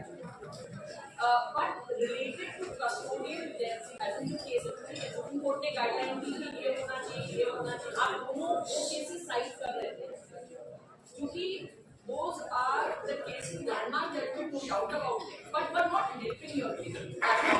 The facts were not similar, where the other side should have been more aggressively saying that yes, these are the similar facts where the courts have agreed that the police has not exceeded the power. Are you getting that? As in, you should have stated those cases or found out those cases wherein the court agreed that amounting this much excessive use is permissible. What does it mean to be excessive? What is reasonable? So you were, I know it's a, I don't know which year you are in or which part of the law you are right now, but nonetheless, this was something that I was wanting to listen or maybe, but you argued very well agreed. You also argued very well agreed. But this was something that both the sides were missing. You were quoting those cases which were not in a way helping you. They were general guidelines given in a very different cases which are not related to the facts. As in, there should be some. You should point out some cases जिसमें similar facts थे और court में similar observations. Are you getting my point? Secondly, prayer was very misleading. I know that was because of this. That is, you didn't ask for compensation. Whatever said and done, that is okay. You asked. That is also not. Madam, 3, 4, 5. Madam, 3, 4, 5, 7, 8, I want to give one more. नहीं sir आप अलग से दीजिए one more. आपका practical aspect है मेरी तो class. prayer is something very important. Any of them. मेरा उससे नहीं कहना है. If you are asked, you are both parties have asked you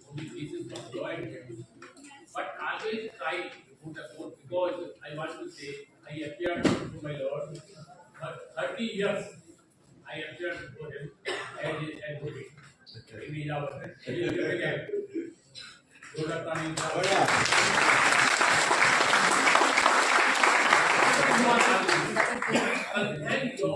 real. What you want from the you are arguing now because you are not the lawyer. Now you are the student. But I can say you have argued better than lawyers. I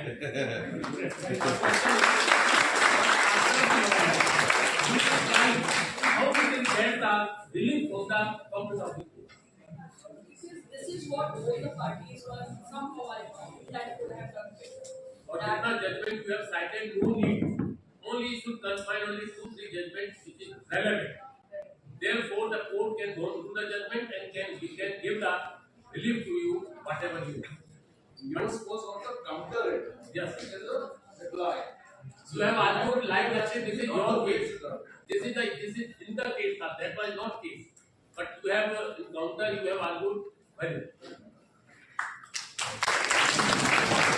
मैं बताता हूँ मेरे पास कैसे वकील आते हैं दोनों के चले गए because they both have been appearing for the last so many years. Many of you also. See, what as a judge we see. I think that's more important for you to do. I must tell you, both the kings and others who are there, who have been the participants. The most important aspect in both of you have done very well of understanding the facts, which is very, very important. No manipulation of facts. There was no manipulation of by either side. And then you were able to understand the relevant facts and the irrelevant facts. This is another very important. And when you are presenting your facts, supported with propositions of law and supported with case law, I commend both the kings. Excellent. I mean, in my court, I have never appeared, I have not seen many good lawyers like you. So, I'm seeing a very good future of litigation also. I'm happy that for the last few years, I was seeing the students are getting more interested in corporate law and other laws. But litigation law, real law, which will really give you satisfaction of you being a legal professional, that will give you a lot of satisfaction. So there was nothing which is missing from either side, technically. But of course, there has to be one winner and the other. That's a part of the game. Some of us may, differ on that when we are giving our individual marks.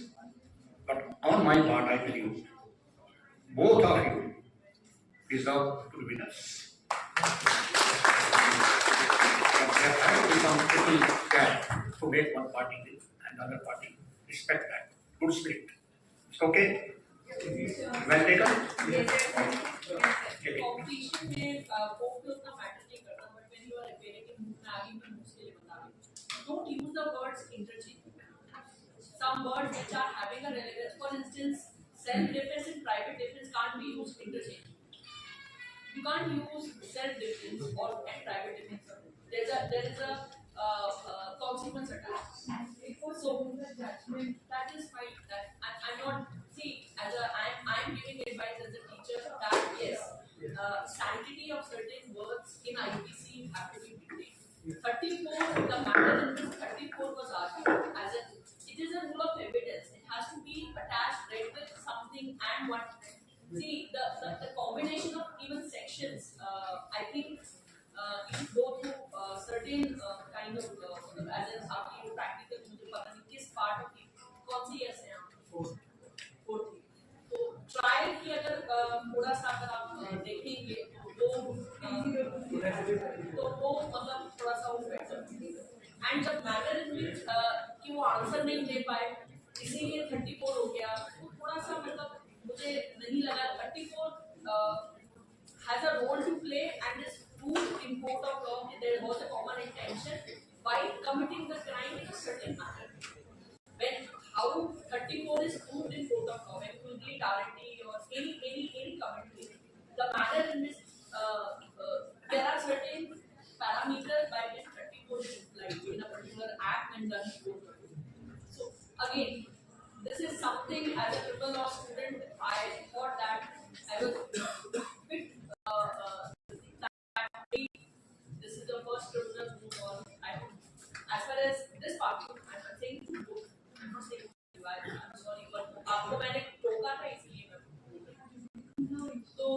भी वो interchangeably use कर रहे थे बहुत सारी चीजें, but you are students तो वो but you both argue very well, argument में कोई कमी नहीं थी, बट ये जो कंटेंट है वो लिमिटेड उसको आप स्टूडेंट से यदि कोर्ट एडवोकेट होते और मैडम जज होते बिल्कुल रिलीव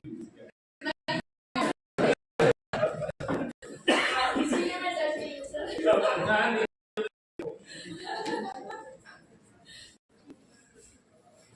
वो तो CPJ has been kind enough for me, but generally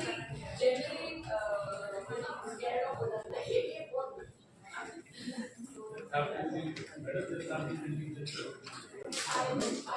I am not about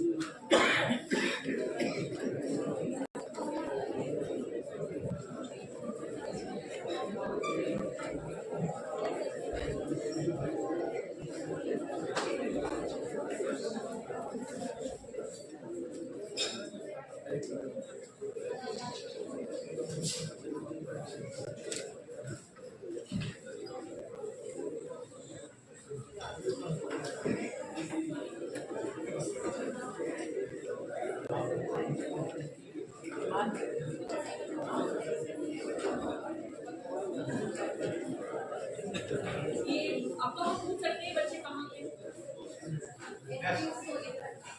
आप तो नहीं और आप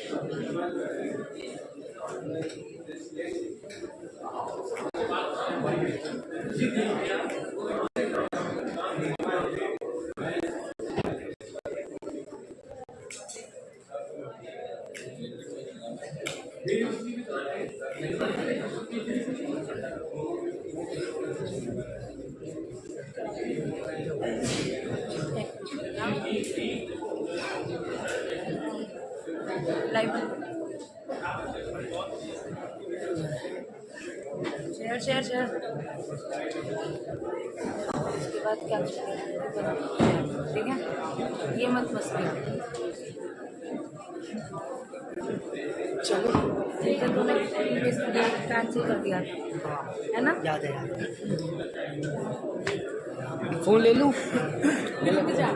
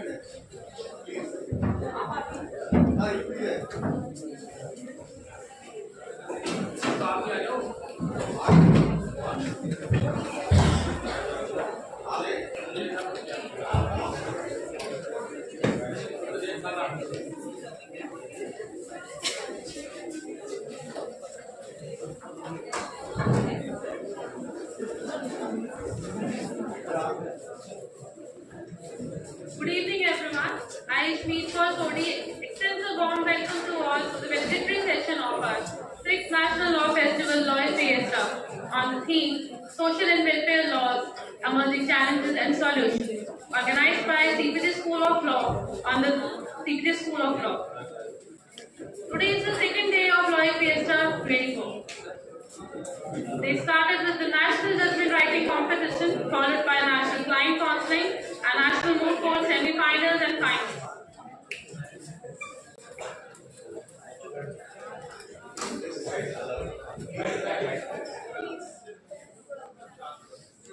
Close the door, please. Close it immediately.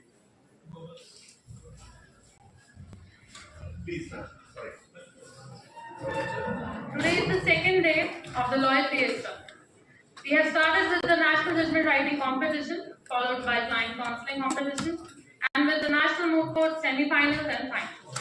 We have the distinguished judges, senior advocates, and legal field experts for judging our cases. We are honored with the presence of our esteemed guests, Justice M.L. Mehta, Advocate R.S. Goswami, Advocate Murari Tiwari, Dr. Nitin Malik, Dr. Upma Gautam, and Advocate Amit Kumar. Everybody, a big round of applause for all of them.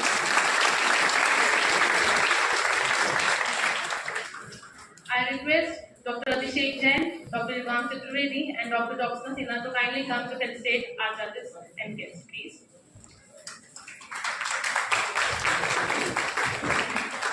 And Dr. Shani, please ma'am, kindly come on the stage. Please ma'am, come. Ma'am, please.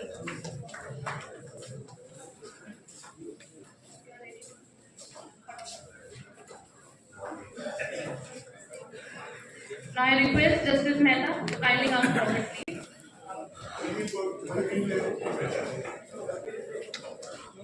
Gagan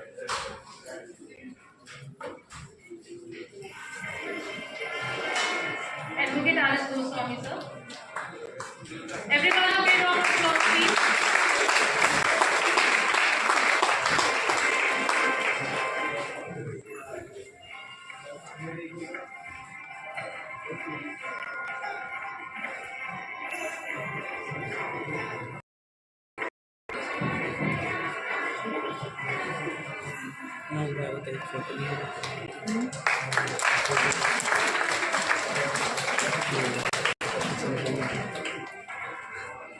request Dr. Goswami to kindly come forward and please advocate Murari Tiwari, sir.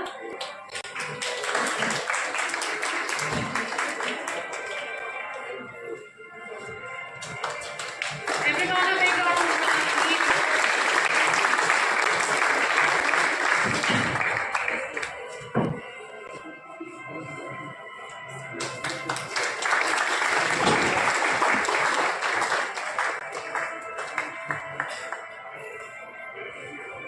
Dr. Nitin Malik, also ma'am, kindly do the honors.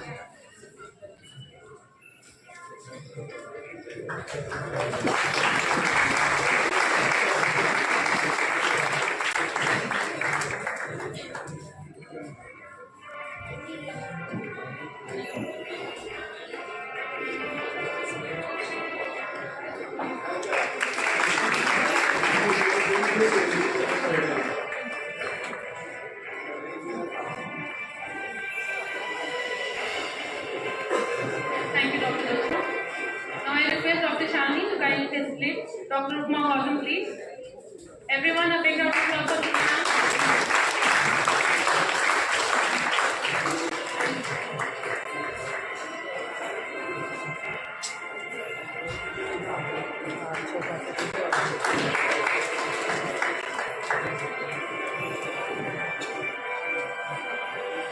Everyone, a big round of applause, please.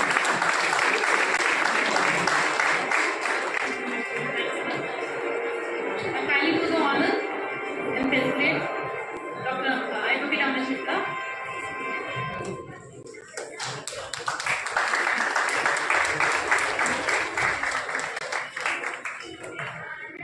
Thank you, sir. I request all the senior faculty to kindly take their seats, please.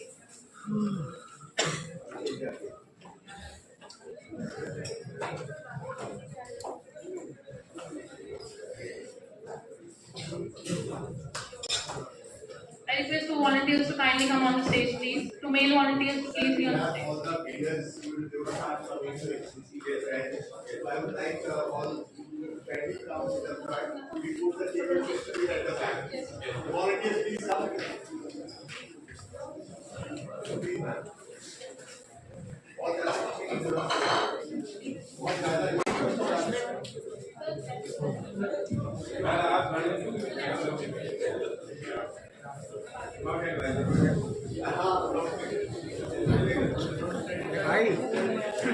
फिर मैं बंद कर देती हूँ, बंद कर देती हूँ। ये भी नहीं है, ये भी नहीं हो रहा, तुम आगे खड़े हो। तुम मेरे यहाँ पे बातें कर रहे हो।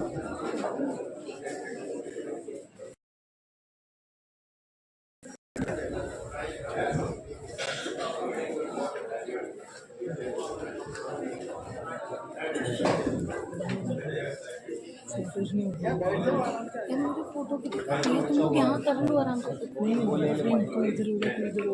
वो तो के सामने सारे यहाँ से हो जाएगी फोटो। हाँ भैया बिल्कुल flame low. Dr. Goswami, please kindly come on the stage. Dr. Shani. ऊपर करते हो और लंबा करो, नीचे से इसको लंबा करो, तीनों को कर।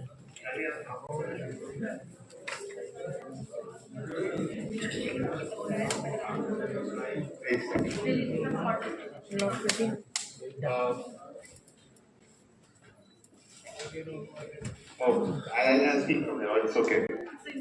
Everybody, I think the movement has come, which you all have been waiting for quite long, and since morning and since yesterday, rather. The complete gut feel of coming into such competitions is, of course, to have the final feel. They're there to their one stance. Of ones who were in the moot courts, they were knowing that they were getting in, they were getting, out of the moot court competition, but they since had already competed in good number of other events. So they were quite hopeful, and I'm sure some of you, very frankly speaking, I'll start with National Judgment Writing Competition. Reason being, the team I stopped that you kindly go back to a train at 8 o'clock for Jaipur back, since you have to sit for some exam tomorrow morning, and I made them sit back because I was aware of it that they were winners. Yeah, please. Good evening, everybody. I want to share with you that there were 6 judges today, and I was not willing to be a part of the judgment.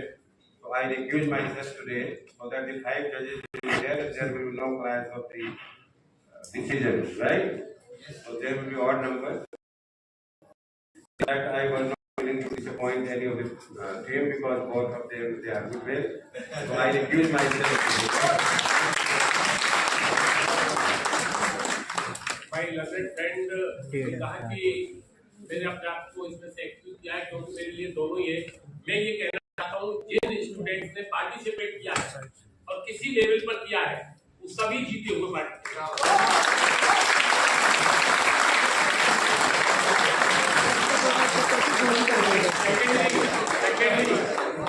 Secondly एक बात और कहना चाहूँगा, हमारे बीच में हमारे Delhi high court के जज मेहता साहब हमारे बीच में है। जितने स्टूडेंट्स ने किसी भी स्टेज पर, प्रीलिमिनरी स्टेज पर, सेकंड, थर्ड, फोर्थ, जहां तक जो यहां आएगा मंच पर, चाहे उसको फर्स्ट प्राइज हो या सेकंड प्राइज हो, ये प्राइज आपके लिए मायने नहीं रखती। आपके लिए मायने रखती है कि यहां से आपका भविष्य निर्धारित हो, यहां से आप आगे बढ़ेंगे। मैं बात से दिल्ली की तरफ से इन्वाइट करता हूं। मैं इस समय तिवारी जी थे एनरोलमेंट में, now I am the chairman of the enrolment committee. यहाँ के आने से केवल आपकी पर्सनैलिटी में और आपके होल आपका जो लीगल नॉलेज है उसकी वृद्धि होती है, उससे आपका इंकरेजमेंट मिलता है। जब हम आपको एनरोलमेंट करते हैं हम ये भी नहीं पूछते किस व्यक्ति ने पार्टिसिपेट किया, कौन फर्स्ट आया, कौन सेकंड आया। Bar council Delhi always give you respect to all. तो देयरफॉर ये महसूस मत करना कौन यहाँ जीता है। ये तो जब 2 पहलवान लड़ेंगे तो एक पहलवान तो कहीं ना कहीं फर्स्ट और सेकंड होगा। इसलिए मैं सबसे कहना चाहता हूँ जिसने पार्टिसिपेट करने की हिम्मत की है वो सभी यहाँ से जीत कर जा रहे, आशीर्वाद लेके जा रहे अपने बच्चे। Thank you very much. I always say that there was a competition in this auditorium, n number in a year, n numbers, you know.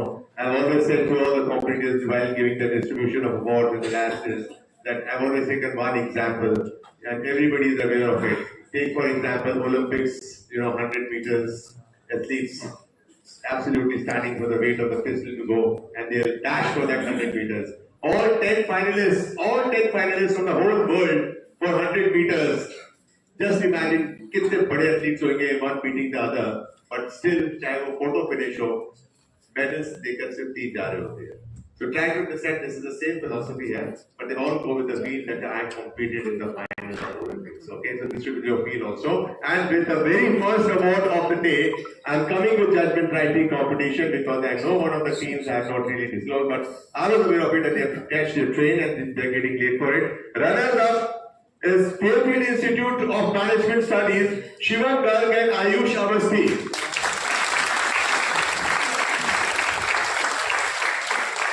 Shivam Garg, Ayush Avasti. The team can come, it's okay.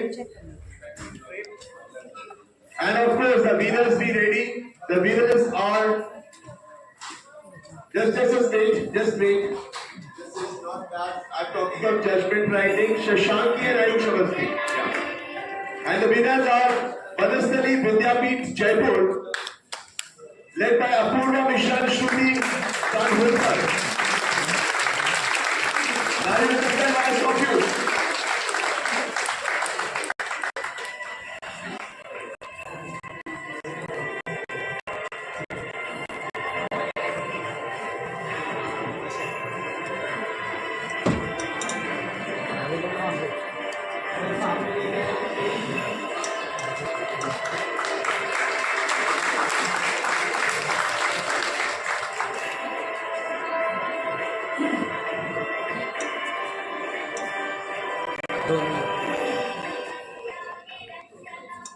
The winners,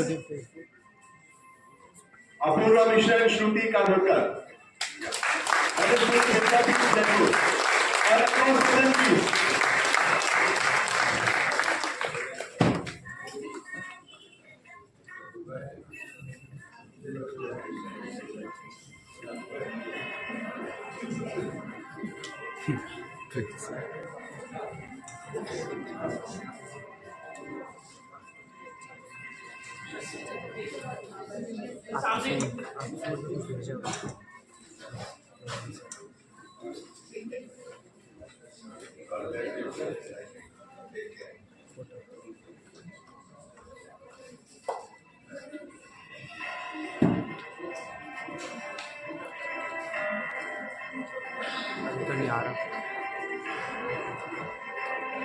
Okay, God bless you. Next one is National Debate Competition. The runners-up is Trinity Institute of Professional Studies, Gurgaon, led by Nitin Malik and Sakshi Tripathi.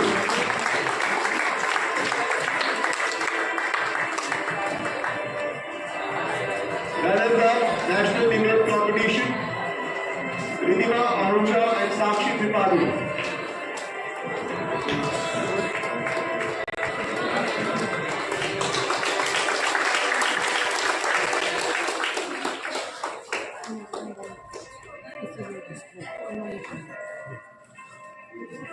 The winners, National Debate Competition, they start off.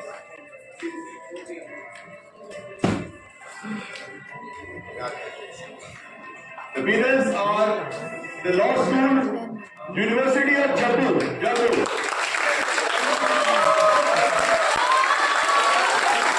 Abhinav Singh and Sushant.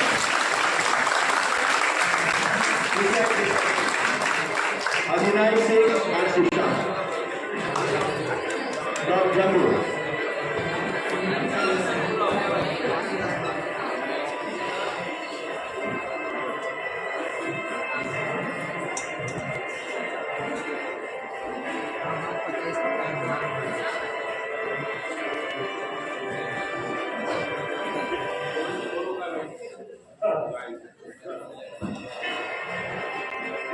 I'm so sorry. Your cash prizes remain in my pocket, sorry. So I would ask National Debate Competition winners and the runners-up to kindly come up once again, please.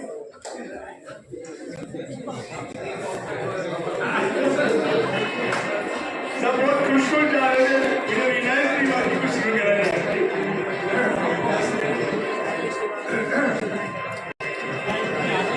National Debate winners is cash award to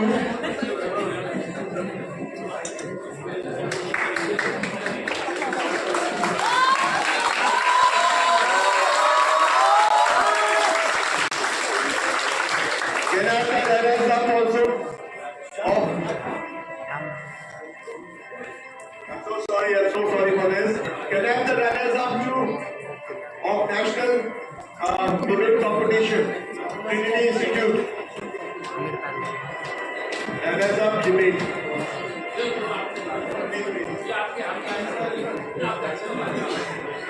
Runners-up debate. National Judgment Writing Competition. I am very sorry, the winners are not left still. Are they there? Of course, they must be outside. Runners-up, B.A.Ll.B Institute.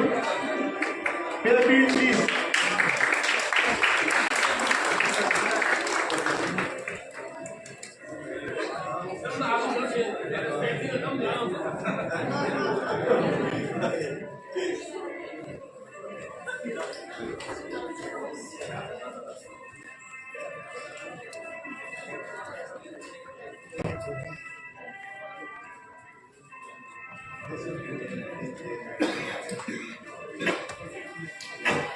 Proceeding to the next. This is National Client Counseling Competition. Firstly, National Client Counseling Competition, the best client award goes to Mr. Tushant Singh. Best client award, Tushant Singh of CPJ College, because that is the only thing that CPJ participated in as a client in the client counseling competition. We discourage CPJ College students from appearing in any of the competition so that there is no clash of interest, anybody being, managing that please.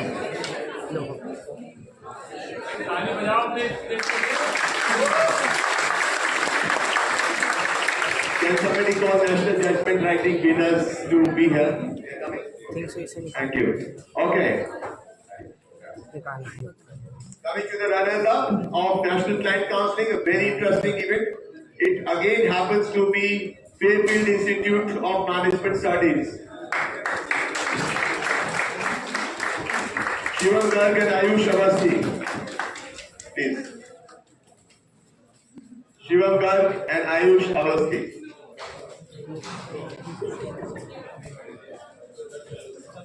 Now winners. National.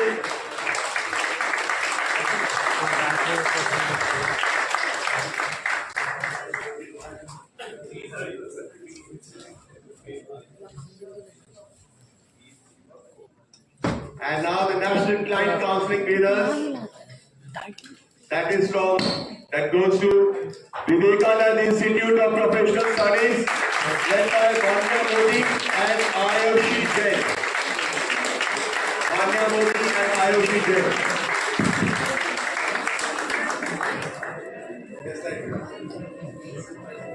Winners.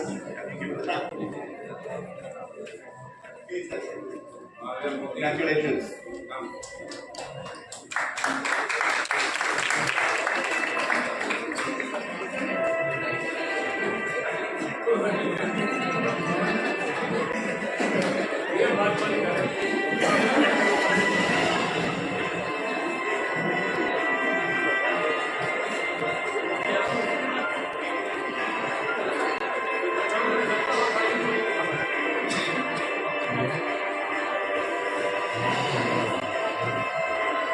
Okay, coming to the final one, since the national conference had its valedictory yesterday also. Yesterday itself, and we already had distributed in the valedictory the best paper awards and all. So this is now, can I get the music go a little down please? National Movement Competition, as you're all aware, it started yesterday morning and it ended just now before you all. So it goes to different levels. Music please. I would like to firstly congratulate the 4 semi-finalists and giving their names now because it was not being disclosed. The 4 semi-finalists were NLU Sonipat, National Law University Sonipat, like the Harman Singh, Mehta, like Gaurav and Nancy, and of course the others were Kurukshetra Institute of Law, led by Murari Tiwari. Then we had Ggsipu Institute of Management Studies, led by B.A.Ll.B, led by Gopal Mishra, Sabin Shashi and Shashank, and of course UILS Punjab University Chandigarh, Madhi Gulati, Rashi and Rajat Verma. Congratulations, that's the score. And from 40 teams you reached the final 4s. It really meant something. And coming to the awards of the moot court competition, please. Let us have the Best Mooter Award. The Best Mooter goes to Miss Bb.A.Ll.B, Institute of Law, Kurukshetra University.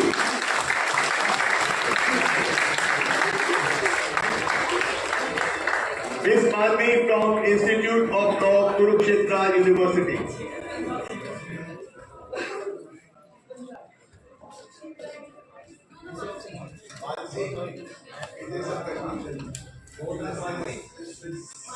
Manvi jokes is coming later. Manvi. That's Manvi.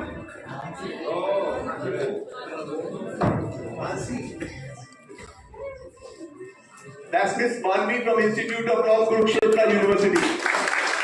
Team LF 24 on the 10th.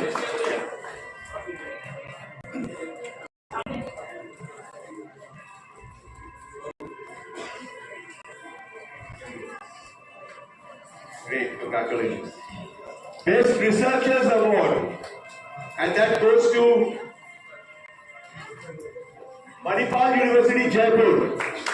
Manipal University, Jaipur, Gayatri and Nitin Kumar Joshi.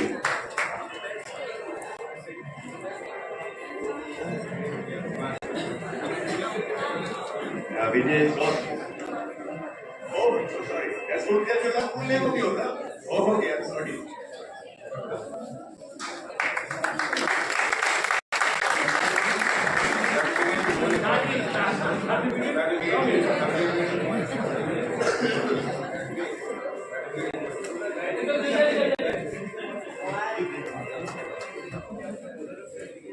The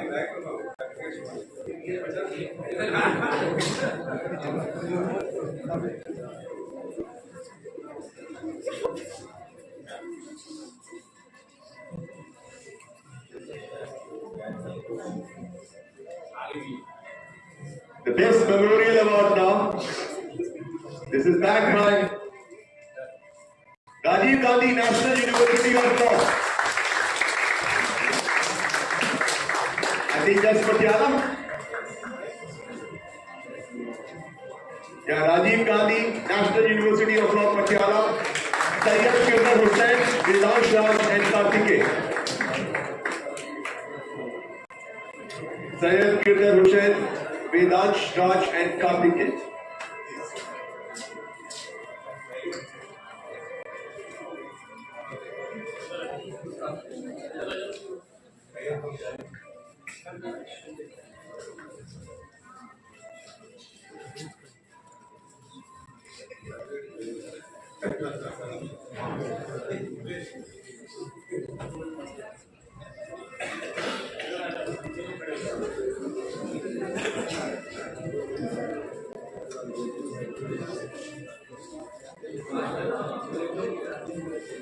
We shall share all the clicks and the link of it very soon on all the groups before the groups are dissolved so that you can take the clicks from there.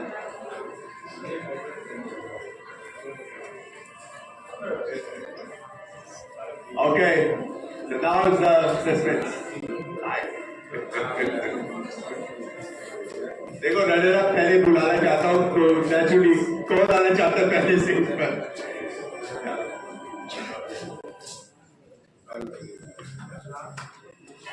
All right, the mood court winner which is just being judged by our esteemed guests very much on the stage as of now.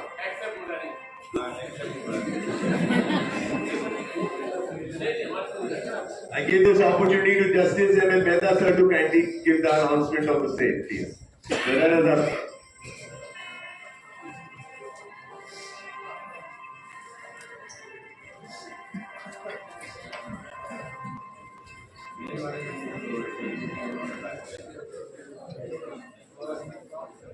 B.A.Ll.B, Manipal.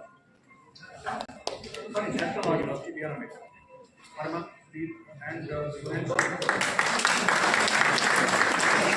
The runner-up happens to be Dr. B.A.Ll.B. National Law University, Sonipat, right? And led by Hartanveer Singh Juneja, Nancy Agarwal and Gaurav Garg. Please.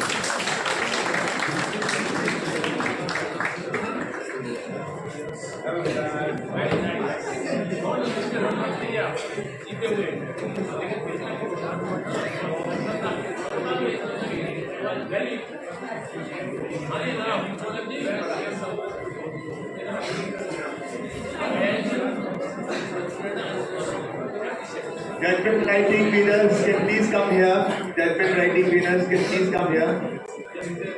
Even if one of you is there, no hassle. Let's be here.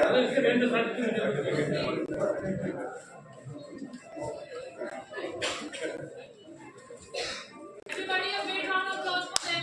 Great big round.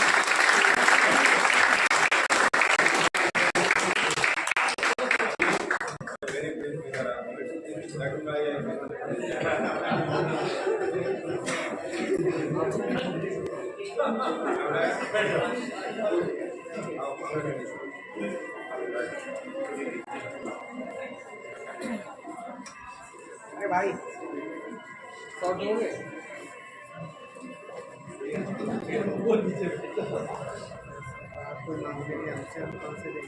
जोरदार तालियों से भाई क्या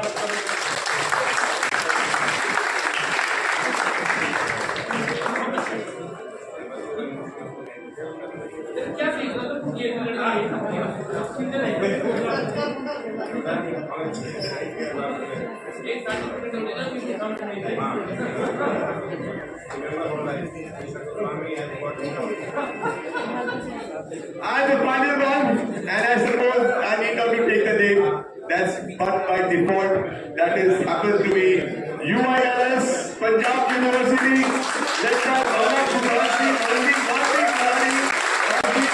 and Rajat Verma.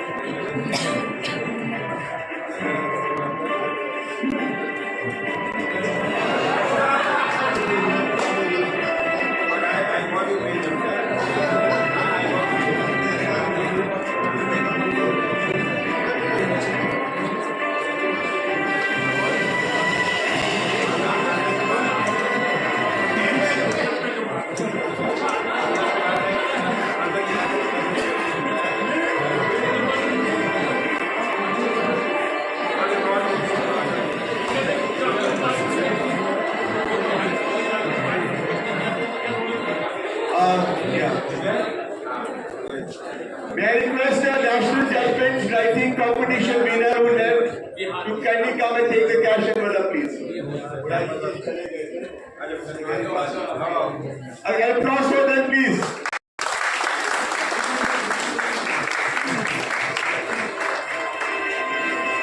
May I request all the winners to kindly come up over here and form a line, please, you know. All the winners, please.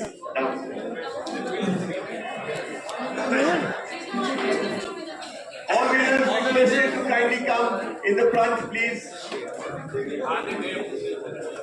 Request. बंद कर दे